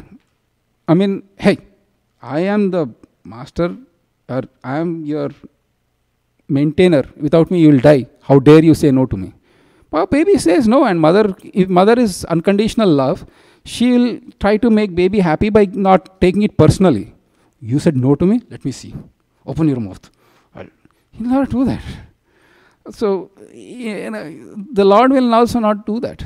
If the Lord will try His best to say that, stay with me. But how it happened, that nobody knows. When it happened, think about it, right? I'll give one more example. If you have heard it before, please forgive me. Anybody heard the cruise ship example before? Excellent. Cruise ship. Oh no! My colleagues, no. Okay. So assume that you are in the cruise ship. You go in cruise, you are enjoying life, and you are having friends and probably family members, and then you had fun and festivities during the day, and you slept at night. In the middle of night, something happened to the ship, and the ship broke. You are in the ocean, middle of nowhere, clutching onto a lifeboat or a life vest or something like that, and you are hanging on to your dear life like this, and then the ship comes. The rescue ships are there, they are coming. And then somebody throws a lifeboat at you saying, like, take this rope and grab on, otherwise you will die. You'll say, no, I don't want to take onto the rope. Why? First I want to know, why did the cruise ship crash? Which part of the software had the bug? Or which mechanical aspect was having some issues, or which nut bolt came out that I am here? They will say, take care, bye-bye.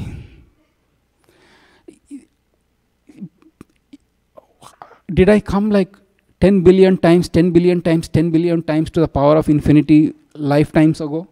Or did I come 10 lifetimes ago? I don't know. And nobody can clearly answer.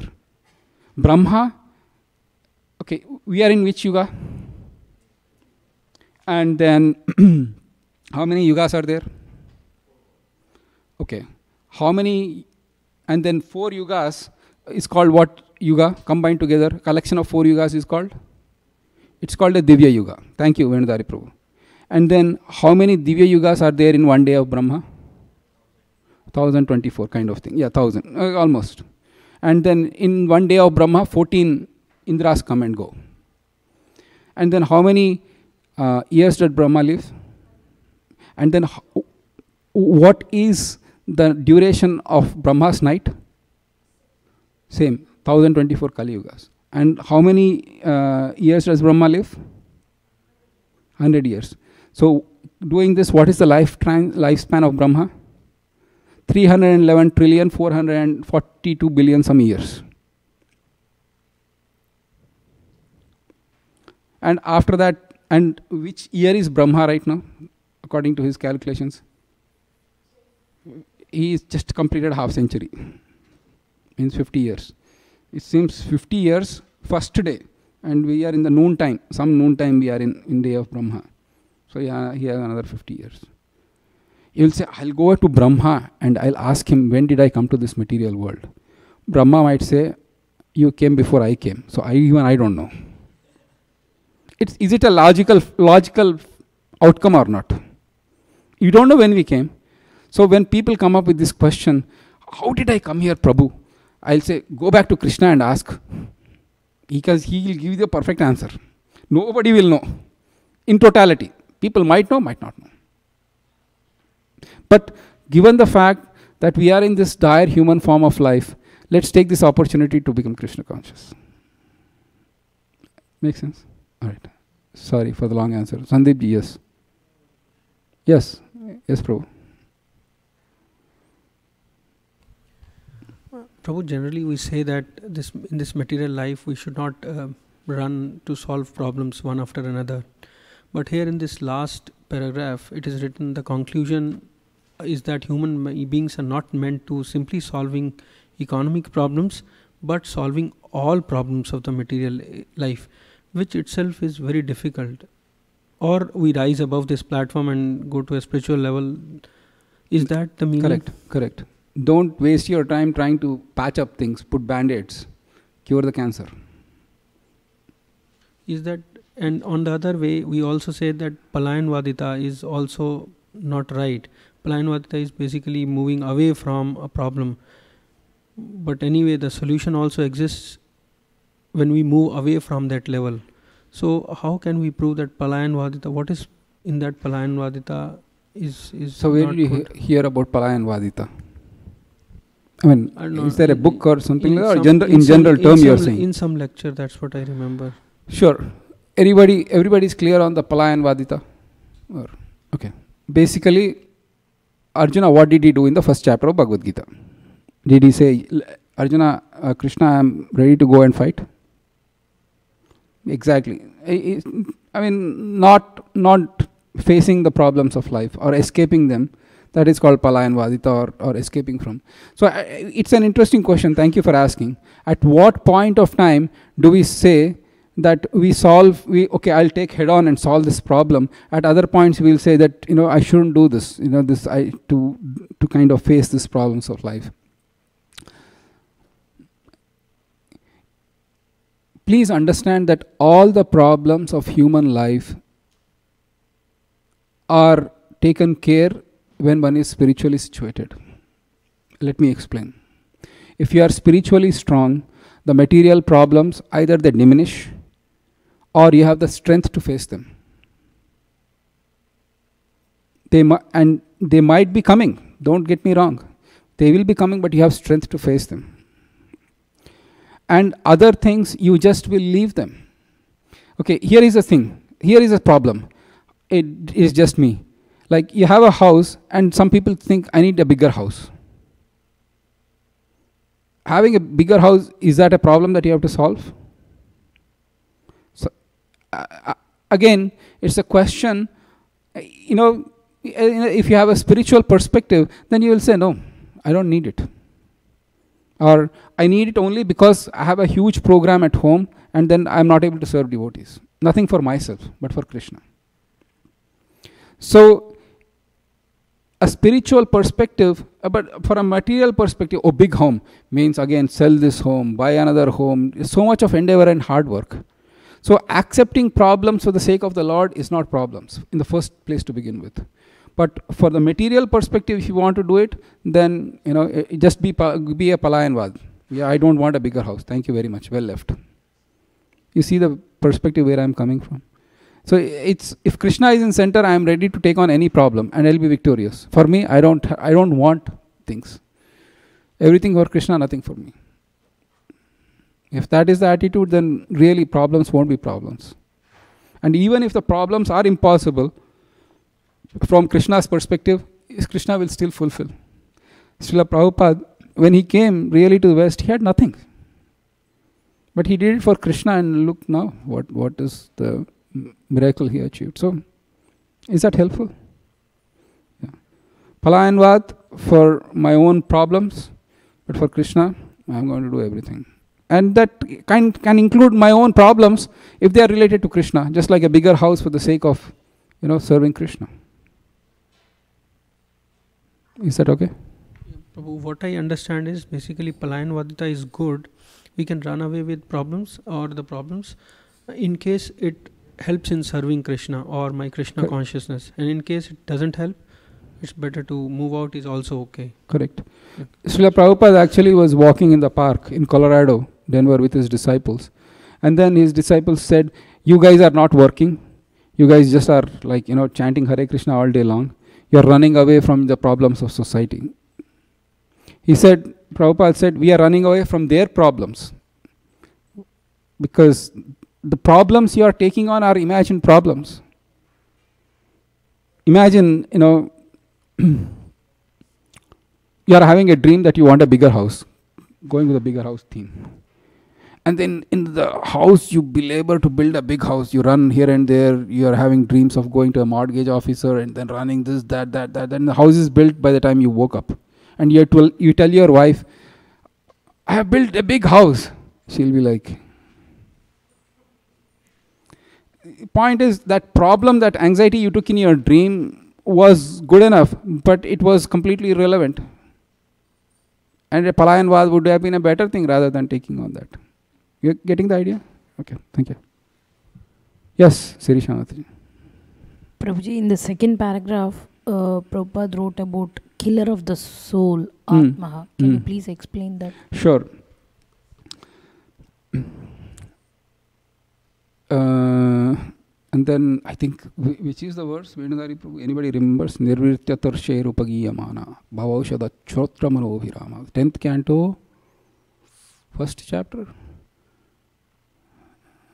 Bhavaushada Chotra Manoviramaat Kauttama Shloka Gunanuvadat Puman Virajyeta Vinapashugnat. Oh, I have the shloka book. Ha ha ha. 10th canto, let's pull it up.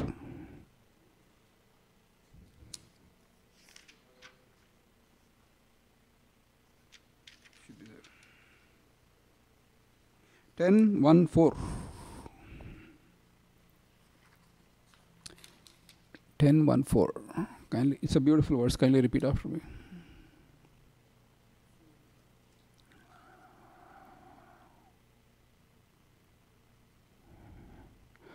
Nivrityatarshairupagiyamanaad भवौषधाचोत्रमनोभिरामात् का उत्तमश्लोकगुणानुवादात् पुमान् विरज्येत विना पशुघ्ना निवृत्त्यतर्षैरुपगीयमानात् भवौषधश्रोत्रमनोभिरामात् का उत्तमश्लोकगुणानुवादात्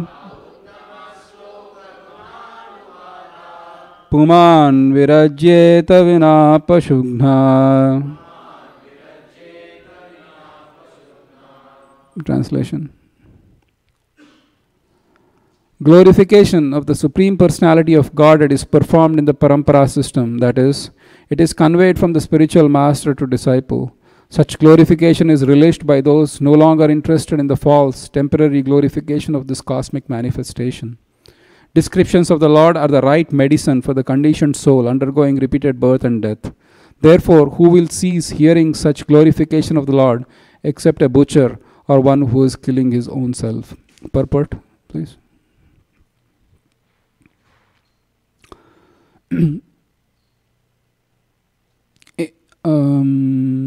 Come down a little bit. Vedadari Prabhu.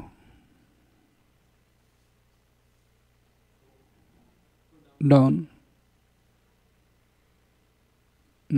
Down still, please. Still.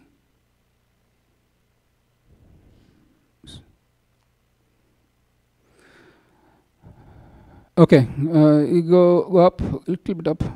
The instructions of Bhagavad Gita and the descriptions of Srimad Bhagavatam are so pleasing that almost anyone suffering from the threefold miseries of material existence will desire to hear the glories of the Lord from these two books and thus benefit on the path of liberation. Two classes of men, however, will never be interested in hearing the message of Bhagavad Gita and Srimad Bhagavatam. Those who are determined to commit suicide and those determined to kill cows and other animals for the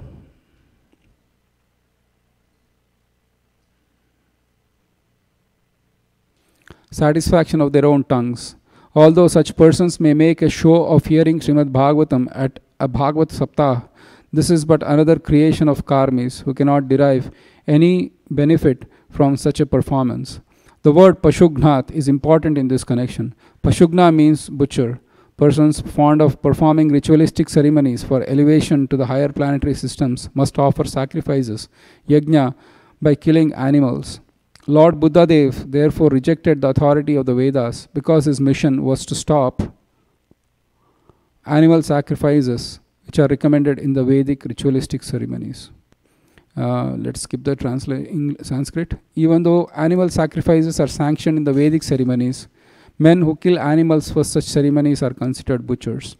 Butchers cannot be interested in Krishna consciousness, for they are already materially allured. Their only interest lies in developing comforts for their temporary bodies. Skip, please. Again, little bit more down. Little bit down, please. More.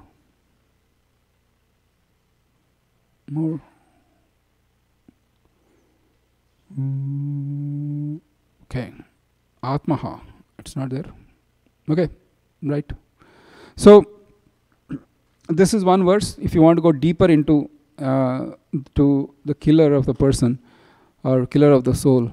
The killer of the soul means that I am willfully trying to suppress, destroy and or not care about my soul. I am not caring about spiritual progress. I really don't care about me. First of all, I am controlled by my mind. I think I am that mind. And my mind says, forget all this nonsense, this all spiritual life and all that is bogus, is imaginary. You live only once. Just enjoy life. What are you doing with all this stuff? Who has seen God? Who has seen soul? What happens after death? Why are you worried?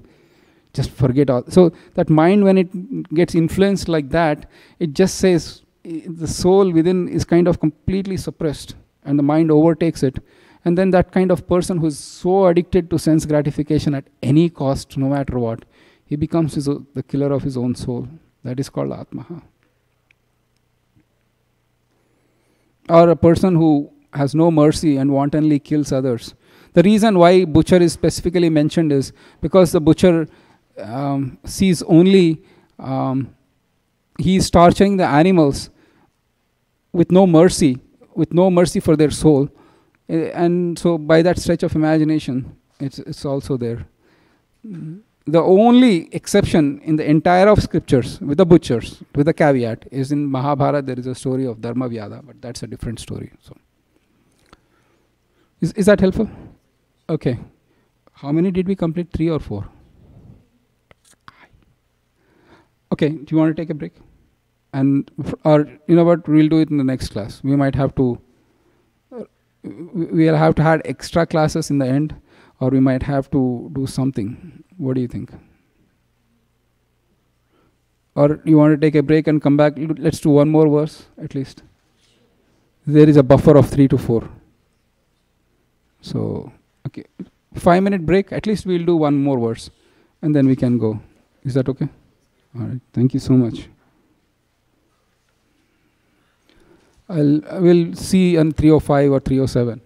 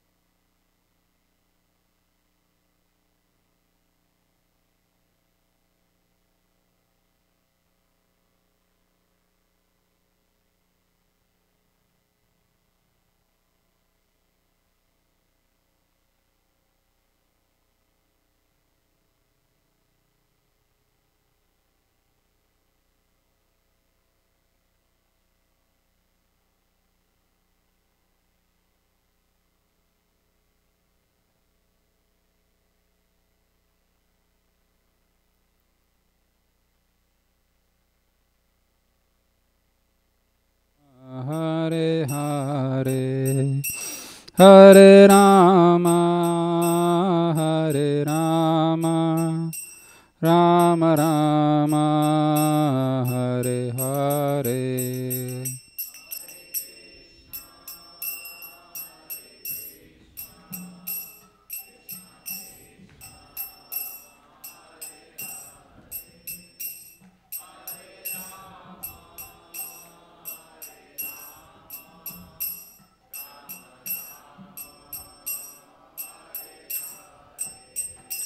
Hare Krishna, Hare Krishna, Krishna Krishna, Hare Hare, Hare Rama, Hare Rama, Rama Rama, Hare Hare.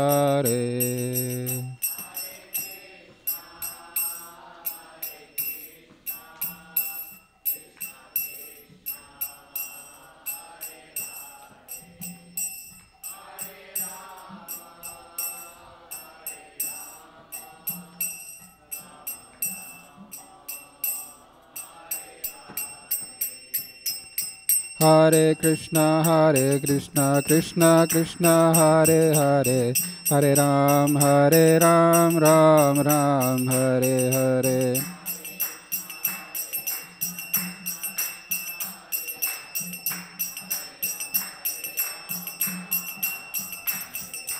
Hare Krishna, Krishna Krishna, Hare Hare, Hare Ram, Ram Ram, Hare Hare.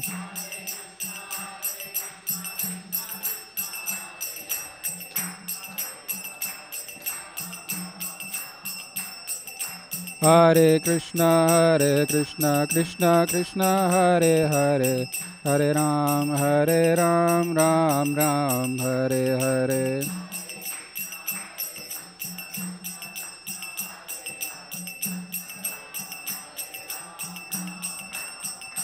Jaya Prabhupada, Jaya Prabhupada, Prabhupada, Jaya Prabhupada.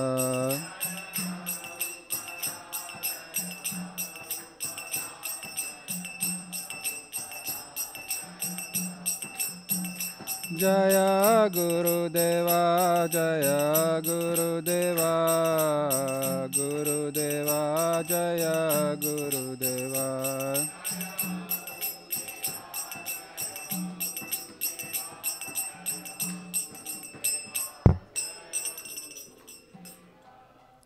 Hare Krishna. Thank you, Vachu. Srivatsa. Sorry. I've known you since year 2. So, anyways, mantra 4, please. So the next two mantras, they talk about Krishna and how his inconceivable nature is. So kindly repeat after me. Ane jadekam manaso javiyo Naina deva apnuvan purvamarsha Tadhavatonya tishta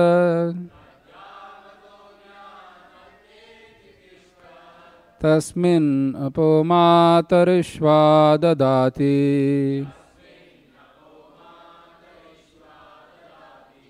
So who is continuing the back? Okay, Rajarap. Who didn't get a chance to read? Yeah, good. Pandit. Although fixed in his abode, the personality of Godhead is swifter than the mind and can overcome all other running. The powerful demigods cannot approach him. Although in one place he controls those who supply the air and rain, he surpasses all in excellence. Thank you. Please do the first paragraph. Purport. First paragraph. Through the mental Though mental speculations, even the greatest philosopher cannot know the Supreme Lord, who is the absolute personality of Godhead. He can be known by his devotees through his mercy. In the Brahma Samhita 534, it is stated that even if a non-devotee philosopher travels through space at the speed of the wind or the mind for the hundreds of millions of years, he will still find that the absolute truth is far, far away from him. The Brahma Samhita 537 further describes that the absolute personality of Godhead has his transcendental abode known as Goloka, where he remains engages in his pastimes, yet by his inconceivable potencies, he can simultaneously reach every part of his creative energy. In the Vishnu Purana, his potencies are compared to the heat and light that emanate from a fire. Although situated in one place, a fire can distribute its light and heat for some distance. Similarly, the absolute personality of Godhead, although fixed in his transcendental abode, can diffuse his different energies everywhere. Thank you.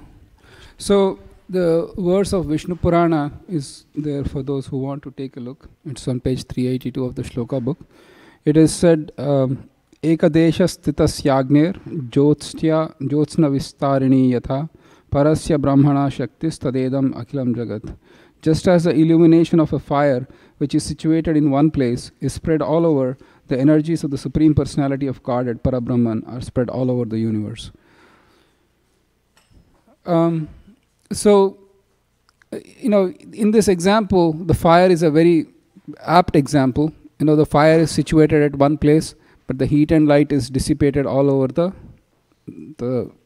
the place of the influence. Just like you can see the light there, there are so many lights, of course, but if there is one light, the whole room is lit up. In the same way, Krishna can be situated in his spiritual abode, yet direct the activities of material existence. Another example. So man goes to office and he hires contractors to come and work at his home. Yes or yes? Sometimes does that happen? Yeah. So when the man is at office, there is energy of his, or in this case, the money of his, as work at home, trying to do the stuff, whatever is needed at the home, for the benefit of that particular person when he comes back from home. So you can see that if a common man can employ his energies while being at different locations, then what to speak of the Supreme Personality of Godhead, who has infinite energies. And so that is what is mentioned here. Dare we do we'll try to see as much as we can. 534. Anybody remembers that verse? Pantastu koti shatavatsara is the 534 verse. So you want to belt out that verse? Okay, 534. Vinudari Prabhu.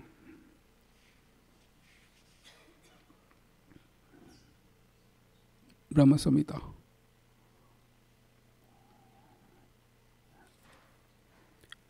Kindly repeat after me. Pantastu koti shatavatsara sampragamyo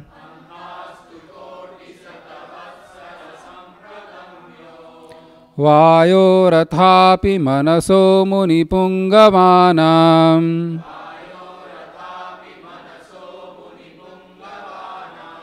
Syopyasti yat prapadasimnya vichintya tattve Govindamadi purusham tamaham bhajami.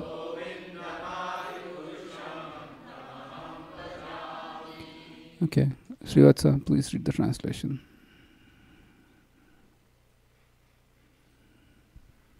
I worship Govinda, the primeval Lord. Only the tip of the toe of whose lotus feet is approached by the yogis who aspire after the transcendental and betake themselves to pranayam by drilling the respiration, or by the jnanis who try to find out the non-differentiated Brahman by the process of elimination of the mundane, extending over thousands of millions of years. Thank you. So we'll read one more paragraph. It's really nice paragraph by Srila Prabhupada in that particular thing, starting with every part. Okay, I didn't get a chance to read. All right.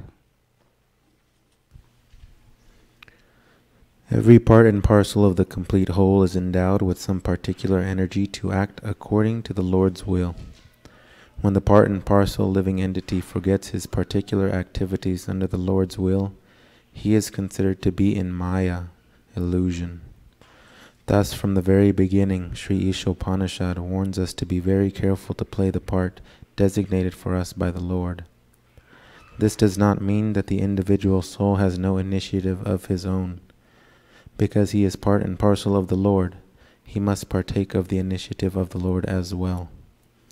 When a person properly utilizes his initiative or active nature with intelligence, understanding that everything is the Lord's potency, he can revive his original consciousness, which was lost due to association with Maya, the external energy. So here, this can be a little confusing. So one should play the part that was designated by the Lord. Now the question might come, what is my part that is designated by the Lord?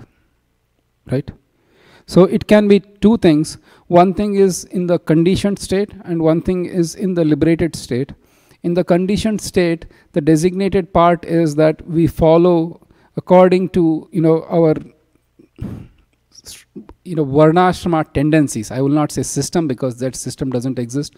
At least, you have certain propensities that you can use to serve the Lord. For example, in Bhagavad Gita, Krishna says, you just do your own swadharma and don't try to kind of take on others' swadharma. So there is a natural progression like that in the material life. Of course, in the liberated state, then we get into the rasa tattva, like we share one of the 5 rasas with the Lord, and then that's the way we are designated. But the point here is, under all circumstances, Krishna has a specific plan for us. And the other aspect is that when approaches Krishna through the spiritual master, even that part is kind of a little bit more clearly delineated also. So the other thing in the paragraph is that we have our own initiative. Usually, God is great, every time is about, okay, Krishna, Krishna, Krishna, but I'm just a robot. Whatever Krishna wants me to do, whenever he wants me to go to temple, I'll go. Whenever he wants me to chant, I'll do it. Whenever he wants me to get liberated, I'll get liberated. Why worry so much about it? But we have our own initiative. And that initiative can be actually dovetail with the service of the Lord. And it is not something that we are pre-programmed robots. That we have no volition absolutely of whatsoever. If that is the case, think about it, right? If we have no initiative, then why would Krishna waste his time telling instructions of Bhagavad Gita? Don't follow it because you are already programmed. It's meaningless for me to tell Bhagavad Gita, and it's meaningless for you to act because everything is pre-programmed. Why waste your time and my time? But the fact that Krishna gave those instructions and he said, you do this, which means there is an initiative on our part to accept Krishna's instructions and then act upon it. Whether I choose it or not is my own initiative. Right? Does that make sense? So this is a nice thing that Srila Prabhupada mentions in this purport, that we have our own initiative. Of course, our initiative and the independence will be very minute. We are conditioned by material nature. So it might seem that it's too hard. I have been trying to give up a particular habit for so many years and it seems impossible. Maybe it's truly, I'm programmed. But no, the fact of the matter is, it may be hard and we may have to put in effort, but nevertheless, that initiative is something that Krishna will never take away from us. After speaking 18 chapters of Bhagavad Gita to Arjuna, Krishna says to Arjuna, I have told you what I have told you. Now it's up to you to act. He doesn't say, dude, you're letting me down.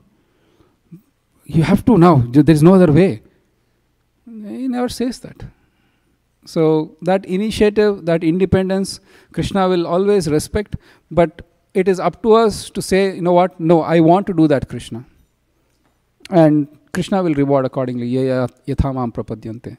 So there is that constant initiative that is there, but that initiative will come only with awareness, with some scriptural knowledge. Otherwise, there is no question of initiative. It's easy because human nature is the path of least resistance. Whatever makes me work, will go through. And this is hard. Any questions? Akrunath Prabhu, thank you for joining us. Yeah. Yes, Sandeep.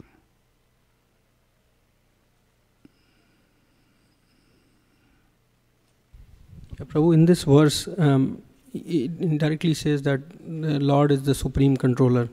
So just sometimes things come to my mind how he controls.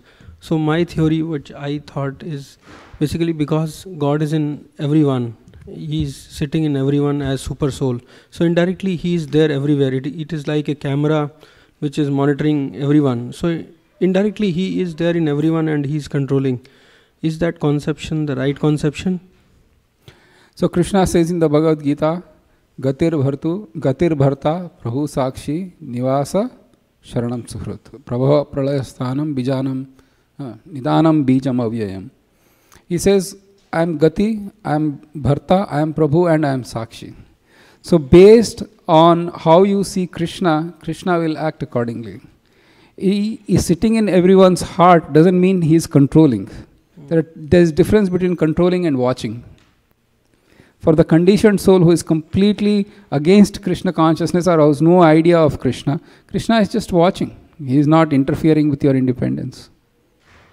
But to the extent you surrender, then he'll start controlling. And if you are a pure devotee, he will control you 100%. If you are somewhere in between, he'll control to the extent that you surrendered onto him. Ye yatha mam prapadyante. To that extent, he will control. Is that making sense? Yeah, it makes sense. But how he is controlling? That's the how he is controlling is that he will control according to the desire that I want to serve him. For example, Madhavendra Puri, he was an exalted, elevated soul. So he excavated Gopal and installed him on top of Govardhan, and he said, please, I've been in this earth for so many thousands of years. I'm burning all over. Now you go and get me some sandalwood. He directly spoke because he was on that level. Sometimes he doesn't speak. Sometimes, think about it, 9/11. How many people said, oh, I just couldn't go because I had a fever. I missed a train. My child was sick. How does he control? Let's not get too much into it because you cannot know what is Krishna's mind. If you look up at Bhagavatam, yes, Akranath Prabhu had something to say, please.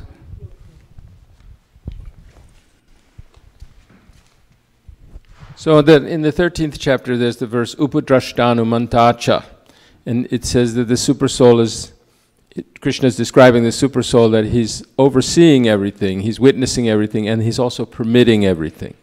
And in the 18th chapter, when the 5 factors of action are discussed, the most important factor is the Daiva factor, which is that without the permission of the super soul, something can't happen. So you can imagine that there are so many different individual souls doing everything throughout the universe.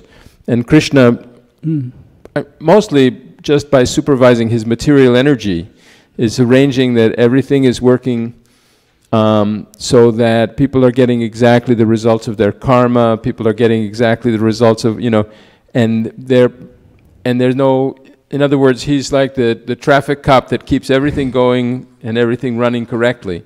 But then, of course, for those who actually turn directly to Krishna and develop a personal relationship with him as Bhagavan, then he takes a different stance. He's not just witnessing, he becomes an active principle in your life. And I wanted to comment on this question about, we were saying, what is our duty? What are we supposed to do according to the Lord's will? And I wanted to say that, in past ages, the society would be engaged in doing sacrifices. And in this age, the sacrifice is a Sankirtan. And that we, of course we have our duty based on our age and our gender and our, our education and training and profession, whatever. But if we can all line ourselves up somehow with this Lord Chaitanya's movement, and Srila Prabhupada established this International Society for Krishna Consciousness with many opportunities for different devotees to work in coordination with one another. That's sort of the idea of Varnashram, is that there's different limbs of the body and things, and they all work in harmony. Just like I remember one Japanese movie where in the medieval times they were having a war, and the infantry did one thing, and the artillery did one thing, and the archers did one thing, and they were all coordinated like that.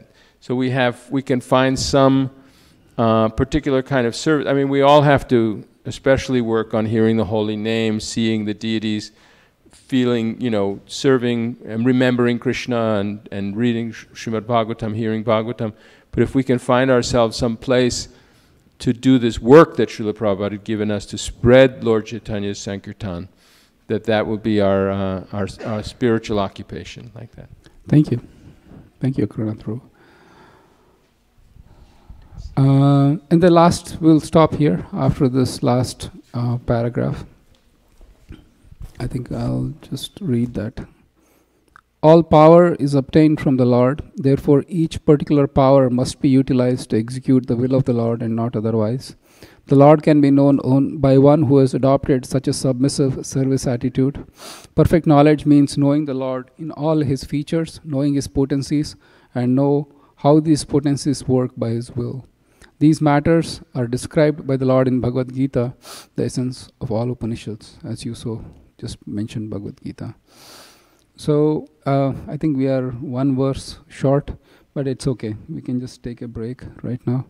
And then thank you so much for so patiently being here on this Diwali day. And then we will meet in 2 weeks' time, and then we will start from the verse number 5, which further describes Krishna's inconceivable potencies or the contradictory potencies, and we can discuss a little more. Is that okay? Thank you so much. Yeah. So, anybody last questions? How do we know that we are not imposing our will, personal will, as the will of the Lord? Like, how can we be sure that my personal will, I'm not giving it a name of a will of the Lord and doing that? The God wanted me to do this. Yes, and that's why it's just rationalizing. It might be for my sense gratification, might be for my false ego, might be for my other things. Well, Srila Prabhupada, I think one of his disciples told Srila Prabhupada that, you came in my dream and asked me to consume some intoxicating substances. And Srila Prabhupada said, that's not me, but Maya speaking. So one thing is, usually if you have, a guru, sadhu and shastra is a good calibration to kind of say that whether it is actually, Krishna wanting me to do this, or is it just my own idea, independent of his. So usually if there is that kind of calibration, and one approaches one spiritual master or a spiritual mentor, even if the spiritual master is not there, there are spiritual mentors who can help you kind of understand in the right perspective, whom you trust obviously and have faith, and who are your only well-wishers, or who only wish well for you in your spiritual life. Then you can definitely find that calibration and then make them work. Is that okay? But you're right, it's like, a drunk may be falling into gutter after drinking too much. This is God's will that I'm lying here. Anyways, thank you so much. Yes, Sirisha Mataji. Yeah, one last, okay. When Krishna says, I am the cause of all causes, does this mean that our falling into this material world is his desire? We did discuss this earlier. In one sense, yes. He is the ultimate cause. But the idea there is, if Krishna says, Bhoktaram yajna tapasam sarvaloka maheshwaram, Suhridam sarva bhutanam jnatva mam shantirichati. He is the Suhridam, means he is the well-wisher of all the living entities. So why would he malevolently take us from the spiritual world as dunkas into the material world? And if that is the case, then how can he be called a well-wisher? No mother would actually take a child and put into like a dark dungeon and keep them trapped forever. It's abhorrent, just from a motherly perspective, what to speak of the Supreme Personality of Godhead. So while he is the cause, to say that we had no part to play and we were innocent victims and somehow he put in there is incorrect, because that goes against his own words. So there could have been some things of our own initiative. Again, 4 letters. Mommy, exactly. Misuse of minute independence. And then we are here. The reality is that I am here in the material world. Now, how I came is a whole other topic. Is that okay? Mataji is saying thank you, Srivas Pandit Prabhu. It's a very nice class today. Somebody else also, Kamala Mataji, thank you for the class. Thank you. Thank you. Hare Krishna. Ankur Prabhu had sent some questions from the invocation part. Okay. Is it okay to ask now? Yeah. So Prabhupada writes in the purport, if he was formless or if he were less than his creation in any other way, he could not be complete. Prabhupada is establishing form of the Param Satya based on the assumption that completeness implies form. On the contrary, Param Satya does not have envy. Still, that does not affect completeness. How is form a characteristic property of completeness, but envy is not? Did you get the question? If I understand the question right, form denotes completeness, but he doesn't have envy. And I see. I get it. I get it. Without form, he can't be complete, which is what Prabhupada is arguing. But Krishna doesn't have envy, but that doesn't make him incomplete. So, Krishna is the source of all attributes, both positive and negative. But his acts are absolute and transcendental. For example, stealing butter or, dancing with the gopis. It may seem kind of, something that's not befitting or ethical in terms of the society considerations, but those acts of the Supreme Lord are the highest, and they are sung since time immemorial, and they will be sung forever because of he performing those kinds of acts. So envy, I'm just thinking, is there a place where Krishna was envious? The closest, not envious, but the closest it comes to my mind where Krishna did was the Shamantaka jewel, where he was saying that I need that jewel and somehow he didn't get it. Now, why would Krishna need a Shamantaka jewel when he can create unlimited number of Shamantaka jewels right then and there? But then somehow he desired it, and then it still is glorious. You get the point? Yeah, so Krishna has complete attributes, but sometimes they are revealed in ways that you may not be apparent, but it's transcendental. Every act of his is transcendental. So, because the reason I say this is, nothing will exist in anywhere if it is not present in Krishna. If everything is there in this world is just a reflection of what is there with Krishna, but it is perverted in this material world, it is transcendental in spiritual world. Is it like lust is perversion of love? Is it exactly perversion of competitive spirit? Exactly. Sometimes Krishna would fight with his friends, in Vrindavan, right? When he was a cowherd boy, there was, without envy there is no competition, yes or yes? So there was that kind of competitive spirit among the cowherd boys, but that does mean, and Krishna was, and does that mean he was envious? So it is transcendental pastime. Is that okay? Yes, another question. So he has 3. Prabhupada writes, the 24 elements of which this material universe is a temporary manifestation are arranged to produce everything necessary for the maintenance and sustenance of this universe. No other unit in the universe need to make an extraneous effort to try to maintain the universe. So what is the meaning of extraneous effort? Living beings, including devatas, perform their respective duties. Are those duties extraneous efforts? Without performing those duties, can the world sustain and maintain itself? So when we talk of completeness, the impression is somehow this earth is complete with no direction or no input from other sources. Well, that is not what Krishna says in the Bhagavad Gita in the 3rd chapters, where he says that, in the beginning I created men and demigods, and by worshipping demigods, men will get all the necessary ingredients of our prosperity. So that whole universe is complete in of itself. Right now, Krishna is saying, I created men, I created demigods. You do this, you'll be fine. It's on a cruise control. You are running on your own. You don't need interference from me. So I completed that complete unit. But if you don't do that, then it's a problem. Is that okay?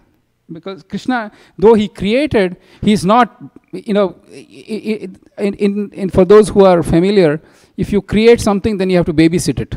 Yes or yes? If you're an owner of a property and you give it out for rent, technically it belongs to you, but it's, okay, Venkatesh is smiling, he knows what a little bit I'm talking about. But there are so many issues with that you have to be personally involved. You cannot be completely detached. But Krishna is like, he created this universe and he never is getting involved. So you do it. And that is his completeness. So the last question. Prabhupada writes, the human form of life is a complete manifestation of the consciousness of the living being. And it is obtained after evolving through 8,400,000 species of life in the cycle of birth and death. To Devatas, like Ganesha, Varuna, Indra, etc. belong to one of the 8.4 million species? Yeah. Yes. 8,400,000 species include demigods. No. Right? Because there is Jalajana Valakshani. We'll After 40,000 human. Yeah, but I don't think demigods come into that. Demigods. No. Demigods are they are beyond that. This is different. But it's a good question though. I'll double check. I don't know if that's a good question. Does the 40,000 include demigods? I have to come back with I have heard, but you can 400,000 species. Demigods, I have to come back to you. I don't remember reading anywhere in Prabhupada's books. That's a good point though. Yeah. Thank you for the question. The short answer, I don't know. I'll come back to you. Because I don't remember. Do you remember Akrinath Prabhu anywhere written that includes? So when we say 400, yeah, Mike, please. Well, I also don't know the answer. In fact, we were just talking about this in Berkeley when Vaisheshika was giving class. And I see. What is the 400,000 species of humans? And we were saying, does that include Gandharvas and Siddhas, Yakshas, Charanas. Yeah, Charanas, Vyadhadaras, and Vasus and all that. Yeah. All those different kinds of celestial beings. But then if so, does it, Manu is the father of all humans, right? But then there are other demigods, and whether they're part of the human species, because they don't seem to be included in the list of so many aquatics and so many birds and so many insects and whatever. So that answer is, it's a good question, and yeah, to be researched. TBR.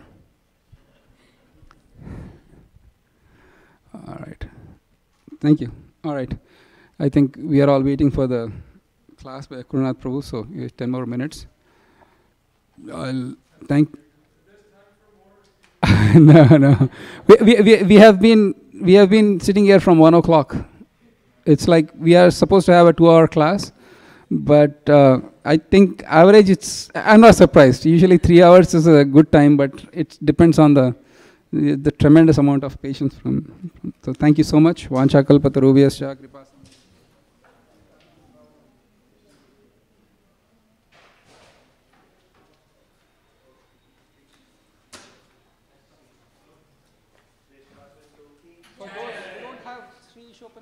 Please take or give a gift to your friends on Diwali. And